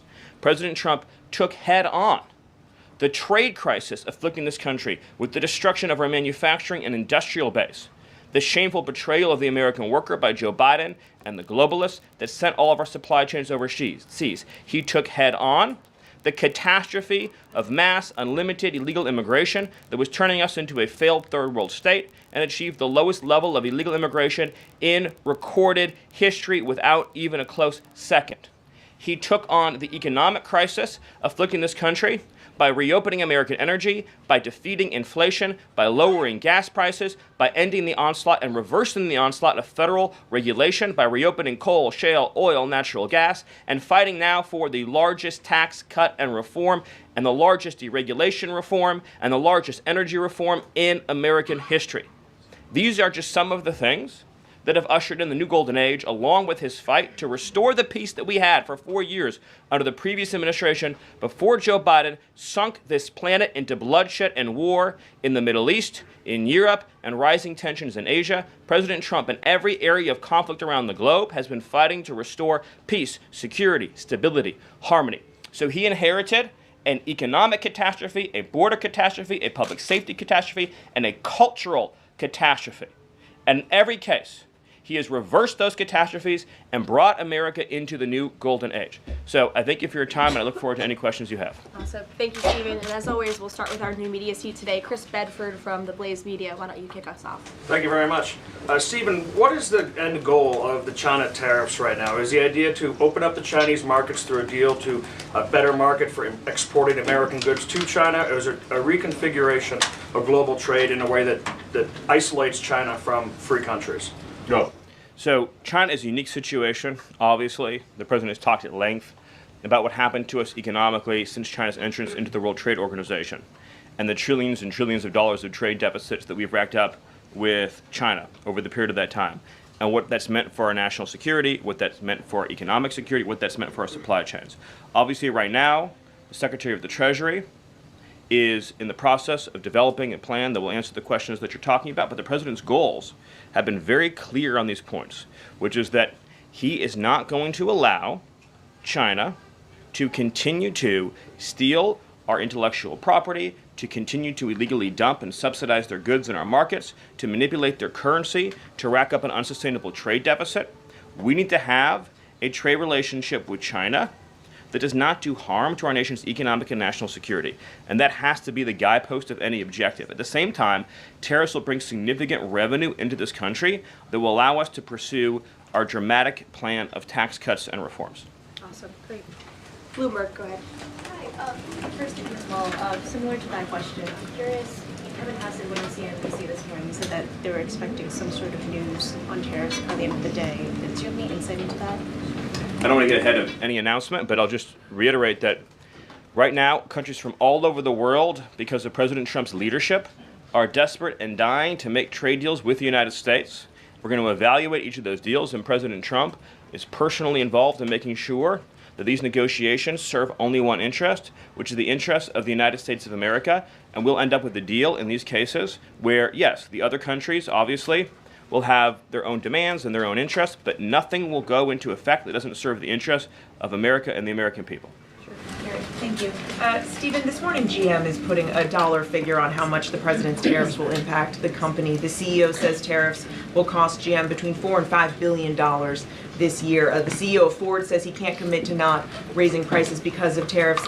Is the administration open to doing more to give automakers relief? The question, unfortunately, misses the entire point, which is that U.S. automakers have announced dramatic investments and expansions inside the United States. American auto plants are growing, they are expanding, they're opening new facilities, they're expanding existing facilities that are already in operation, because it is now the case that for the first time in our lives, that American cars receive preference in America's markets. The U.S. auto industry used to control the entire world. I believe the number during the heyday was that 70% of all cars in the world were made in Michigan. And now, of course, we've become a tiny fraction of the global market. And the reason for that is because the United States opened its markets to every single foreign cheater and every single foreign nation that subsidized its goods on the face of the earth, and their markets have been closed to ours. Japan closed their market to our cars. The entire EU closed their market to our cars. South Korea closed their market to our cars. All of the countries I just mentioned have tens of billions of dollars of annual trade deficits in automobiles with the United States. These are supposedly pure nations, nations that have at least a somewhat equivalent per capita GDP. So it is impossible under the terms of fair trade, if you have two nations with similar per capita GDP, to have such uneven trade flows in automobiles. What the president has done with his car tariff, we have the most desirable market in the world, is if you want to sell cars tariff-free, tax-free to our market, your plant has to operate in the United States. The only alternative to that is to have no U.S. automobile industry whatsoever, which is where this was headed, to be clear. If we stayed on this current path, within a few years, there would have been no U.S. automobile industry. And what little was left of it would have been in Mexico. Because U.S. auto companies have steadily been shifting their supply chains to Mexico, where they believe it is cheaper to make their products. In reality, it'll be cheaper to make them here because there'll be no tariff for anything made in the United States, and we'll have the cheapest energy and the best regulatory environment in the face of the earth. But in the meantime, while manufacturing ramps up, American consumers may pay more. Do you agree? Not on cars they won't, because again, there's now a massive economic incentive for automobile producers to expand production in the United States, and whatever they make here, there will be no tariff. We'll go to the back row. Go ahead. Thank you, Caroline. Today, the U.S. Chamber of Commerce released a letter to the Trump administration asking for small business tariff relief. They say that's necessary because in order to save small businesses and to stave off a recession. Stephen, is the administration considering small business tariff relief? The relief for small businesses is going to come in the form of the largest tax cut in American history. A tax cut, by the way, that every single Democrat is planning to vote against. They're voting for a tax hike on every middle-class family of about $4,000. The president has made clear that there will be 100% expensing for investment in the United States. Companies that invest in the United States will be able to deduct 100% of that cost from their tax liability. This will be the most pro-small business tax bill in American history. And at the same time, this is what you have to understand about the plan, is as they're able to do that, as they're able to reshore those supply chains, that also means they'll pay no tariff. So you'll have the lowest tax environment and there'll be no tariff because their production and supply chains will be in the United States. So that's a no on tariff relief for small businesses in the short term? It's a yes on tax relief for small businesses. And again, you only pay the tariff for products that are made outside the United States. Edward. Yeah, thanks. So on the rare earth mineral deal that was signed last night, when can that deal be operationalized? What's the time frame? And what kind of leverage does that give Ukraine over Russia? I think the more important point about the Ukraine deal, and I would hopefully have an update for you soon on how quickly it can be operationalized, but we'll be moving at full speed, not only on that mineral deal, by the way, but on every mineral deal that this president has been unleashing. So we're opening up mines all across this country. We're also pursuing energy and mineral deals all over the world. Since the president issued his executive order also on deregulating coal, we've seen dramatic coal production increases already in the United States. So we're taking advantage of the trillions of dollars in coal wealth and mineral wealth that exists in the United States. We're a very mineral-rich country. But with respect to that deal, we'll move it and operationalize it as fast as we possibly can. But it's meant to pay back the United States, this is the key point, for the hundreds of billions of dollars that our taxpayers have spent subsidizing the war in Ukraine. So it is repayment to the United States. And that's one of the most important points to understand about it. What's the leverage? Does it give? What kind of leverage does it give? The president's goal, again, is to end the killing, to achieve a peace settlement. That remains, of course, the overriding objective. Thank you so much, Caroline. Thank you, Stephen. Thank you. This administration has stressed the need for price transparency for things like healthcare bills and concert tickets. So why is it a political and hostile act for Amazon to display price transparency on consumer goods? Well, I think it's the wrong way of looking at it, which is why would, first of all, that proposal is gone now. But why would Amazon, of all the different things that go into a theoretical price input, right? For example, does Amazon list the cost of California's regulations on everything made in California? Anything you make in California, you have a massive price increase because of the healthcare regulations that are unworkable in that state, because of the labor regulations that are unworkable in that state, because of the subsidies that go to illegal aliens in that state, because of all the bureaucracy. So anything being produced in California has a massive built-in price hike. So why wouldn't Amazon have a list saying if you purchase it in California instead of in Alabama, this is the premium that you pay? That you pay. This was a clear attempt by whoever proposed it originally, I don't know, because Amazon says they were never going to do it, to try to undermine our trade negotiations with China. I'll make another important point on this, which is that there's been many complaints about the fact that there are a lot of products that are sold on Amazon that are actually ripoffs of American products that are then stolen by China, and then they take our IP and they put them into products to try to undersell our manufacturers. So to the extent that we are engaged in labeling issues on Amazon, I would say that would be the most significant one to fix, is making sure we're not undercutting American consumers. And then one on Abrego Garcia, please. The administration is reportedly inquiring about his return. Is that to check a box for compliance, or does President Trump want him back on U.S. soil, or both? So, as Secretary Rubio said yesterday in the cabinet meeting, this administration is not going to publicly discuss the inside details of our foreign policy and negotiations with a foreign country. And in particular, we are not going to allow a district court judge to try to become the Secretary of State. Secretary Rubio is the one who, under his leadership and direction at the State Department, is managing the day-to-day relationship with El Salvador. Let's just take a moment, number one, to express our gratitude to El Salvador for agreeing to take some of the most dangerous terrorists off of America's streets and to put them into a safe environment where they cannot continue to engage in acts of terrorism or coordination with the Maduro regime.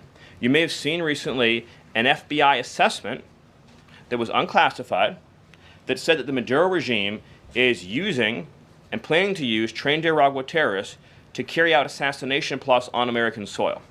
Now, very few in this room covered that. I'll let you all ask yourselves why you didn't cover it and why your editors didn't assign that story to you. That's something I think you should think about on your own. But this is a earth-shattering piece of news. The Biden administration imported the terrorist army that our own FBI assesses is planning assassination strikes on American soil against critics of the Maduro regime.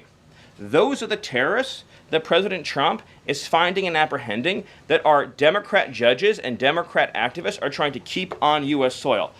Trained Aragua has the same legal status as Al-Qaeda and ISIS. MS-13 has the same legal status as Al-Qaeda and ISIS. These are foreign terrorists operating on our soil. And our gratitude to El Salvador for agreeing to take custody of these terrorists is immense. With respect to the case that you mentioned, there's now even been more evidence that has been made public of this person's violent, repeated threats and assaults against his spouse. Someone who had repeated, documented human trafficking and human smuggling offenses. Somebody that has extensively documented membership in MS-13, a terrorist organization, and of course he had MS-13 tattooed on his knuckles. This is a person that was a clear and present danger to the safety of the American people. And it is a sad reflection on the state of our media and many of the outlets represented in this room that you obsessively try to shill for this MS-13 terrorist. Well, no coverage occurred in your papers about any of the Americans that were raped and tortured and murdered by the illegals that Biden was importing into our country. You know, you talk about due process. The Biden administration made the decision to give extensive due process to two trained Aragua terrorists that were apprehended at the border just a couple years ago. They were two gentlemen. They were from Venezuela. They were members of trained Aragua. The Biden administration Border Patrol apprehended them and made the decision to provide them with extensive due process, put them onto a program known as supervised release, and put them on ankle monitors so that they could go through a lengthy, legal, judicial determination as to whether these legal aliens who had just set foot on U.S. soil might want to live in the United States for the rest of their lives. What was the result of that decision? What was the result of that choice that was made? Those two men kidnapped a young girl named Jocelyn Ungary from her family. They beat her, they sexually assaulted her, they tortured her, they stripped her, they murdered her, and they dumped her body. That is what the Biden administration's policy was. Most of your papers never covered her story when it happened. To the extent that you covered it at all, it was because President Trump forced you to cover it by highlighting it repeatedly over and over again. He had to shame you into covering it. And each and every one of you that sides over and over again with these MS-13 terrorists, to the extent that you have the financial means to do so, you all choose to live in condos or homes or houses as far away from these kinds of gangbangers as you possibly can. If I offered any one of you a rent-free home with no taxes to pay in any of these gang neighborhoods, and I said, your neighbors are MS-13 terrorists or Mexican mafia or Sinaloa cartel or Tren de Aragua, I couldn't pay you to live there.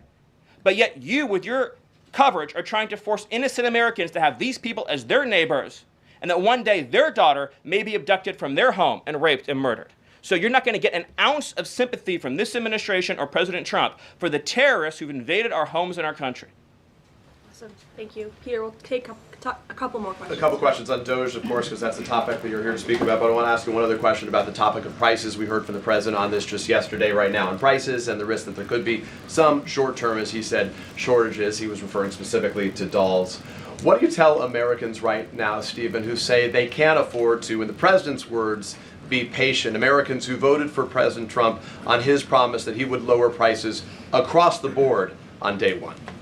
But he did lower prices across the board on day one. Well, grocery prices last month went up 0.4%, of course. So I mean, just across the board, not exclusively eggs. Inflation, as you would acknowledge, is down substantially.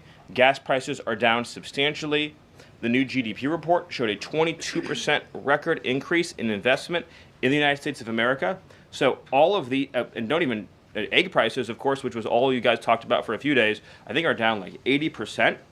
The reality is that we can either surrender economically to China, or we can reclaim and reshore our manufacturing base and our industrial needs. And it's not just China. In the event of any national emergency, this is the president's first duty as commander-in-chief. In the event of any national emergency, we cannot be reliant on foreign countries for steel, aluminum, energy, technology, any of the essential components that we need to keep this country running. He is fulfilling his duty as commander-in-chief that every president before him had failed to fulfill or even actively betrayed. And despite inheriting all of this, as I mentioned, inflation down, jobs up, and particularly, by the way, jobs for American workers. So for the first time, you look at these jobs reports, the government workers are going down, which artificially, of course, increased previous job totals. The employment of non-citizens is going down. The employment of American citizens is exploding. Remember, all the job gains during the Biden administration, so-called gains, on net were for foreign workers. So if you look at the stock of American workers over his whole administration, they lost jobs on net. So if you're an American worker, you lived through 4 years of a Biden depression. That was the economic reality that now that President Trump is rescuing. And again, if you make your product in America, there's no tariff. And as we develop advanced manufacturing techniques, increased AI, increased robotics, it'll be cheaper and cheaper and cheaper to manufacture in America. But to be clear, you said that prices have... Exactly. It's going to be expensive at first, but if you never take the first step, how are you going to bring manufacturing back to the United States? You want to keep getting pharmaceuticals from China, Ireland, India? I mean, India is our ally, but you want to be able to get your pharmaceuticals. I mean, medications. You know how many percentage of Americans are on medications? And those medications are imported from China, Denmark, Ireland, India. Come on, man. We can't be doing that. Of course, the United States makes pharmaceuticals as well, but most essential medications that Americans need, the raw materials are gotten from China. So it's like the United States needs to be able to make their own pharmaceuticals. Like, these are essentials. Essentials should be made in the United States. Now, things that are not essential, we could, delegate it to our allies like India, Denmark, but definitely not China. Gone down across the board. The president himself acknowledged that on toys you may end up paying, on dolls he was referring to, you may end up paying a little bit more right now. So in terms of... Most people are saying it's going to take 5 to 10 years to bring manufacturing back, like fully back to the United States. Even if it takes 15 to 20 years, wouldn't you rather start today? Wouldn't you rather start that journey today? You want to wait until your kids grow up to bring back manufacturing to the United States? You don't want to start now? Wouldn't you rather start now? If they're saying it takes 5 to 10 years or whatever, how long it takes, Don't you think we should start today? So don't bring it back to the United States because, it takes a long time and it's going to be expensive. So let's keep it with China. So when something bad happens, people start dropping to the ground because there's no pharmaceuticals for them to take. Yeah, I see. He was making the point that I think almost every American consumer agrees with. If they had a choice between and I'm a parent of young children, you had a choice between a doll from China that might have, say, lead paint in it, that is not as well constructed as a doll made in America that has a higher environmental and regulatory standard and that is made to a higher degree of quality. And those two products are both on Amazon, that yes, you probably would be willing to pay more for a better made American product. But here's the key point. With the tax cuts, the regulation cuts, the energy price decrease, and everything else that President Trump is doing to unleash this era of American prosperity and prevent the road we were on to get off that road of financial ruin and doom, means that it will be cheaper than ever to make and manufacture in America. I think that answers your question. So I'm going to one more. Stephen, can I just... Yeah. You already got two, bro. You got two, bro. No, bro. You got, matter of fact, you got three. Yeah, bye, bro. Last night, Kamala Harris delivered her first major speech after losing the election. She attacked Trump personally, attacked the policies. Any comment from the White House on that? Nope. Well, I think it was a great reminder to the American people of just how blessed we all are that the leader sitting in the Oval Office today is President Donald Trump and not President Kamala Harris. It was a helpful reminder of just what a travesty and a tragedy that would have been. It would have been the end of America. And it gives me a chance to bring this whole thing home. If we continued on this road of radical regulation, choking off American energy, sending our supply chains to foreign countries, taxing our economy to death, pushing this cancerous woke ideology on our children, ending merit, ending scientific innovation, ending public safety, allowing, everyone goes to the stores these days, everything's locked up, criminals roam free, law-abiding citizens under the previous administration were punished while gangbangers were given red carpet treatment. Democrats, of course, are still giving gangbangers red carpet treatment. And then the border invasion. If those policies had continued, it would have been the end of the American Republic. And the only thing Americans want to hear from Kamala Harris is an apology for joining Joe Biden, and remember, she was the border czar, joining Joe Biden in aiding and abetting the invasion of our country. And we're never going to stop talking about this because what they did to this country is unforgivable. It is an eternal stain on the Democrat Party. Every day we read another story.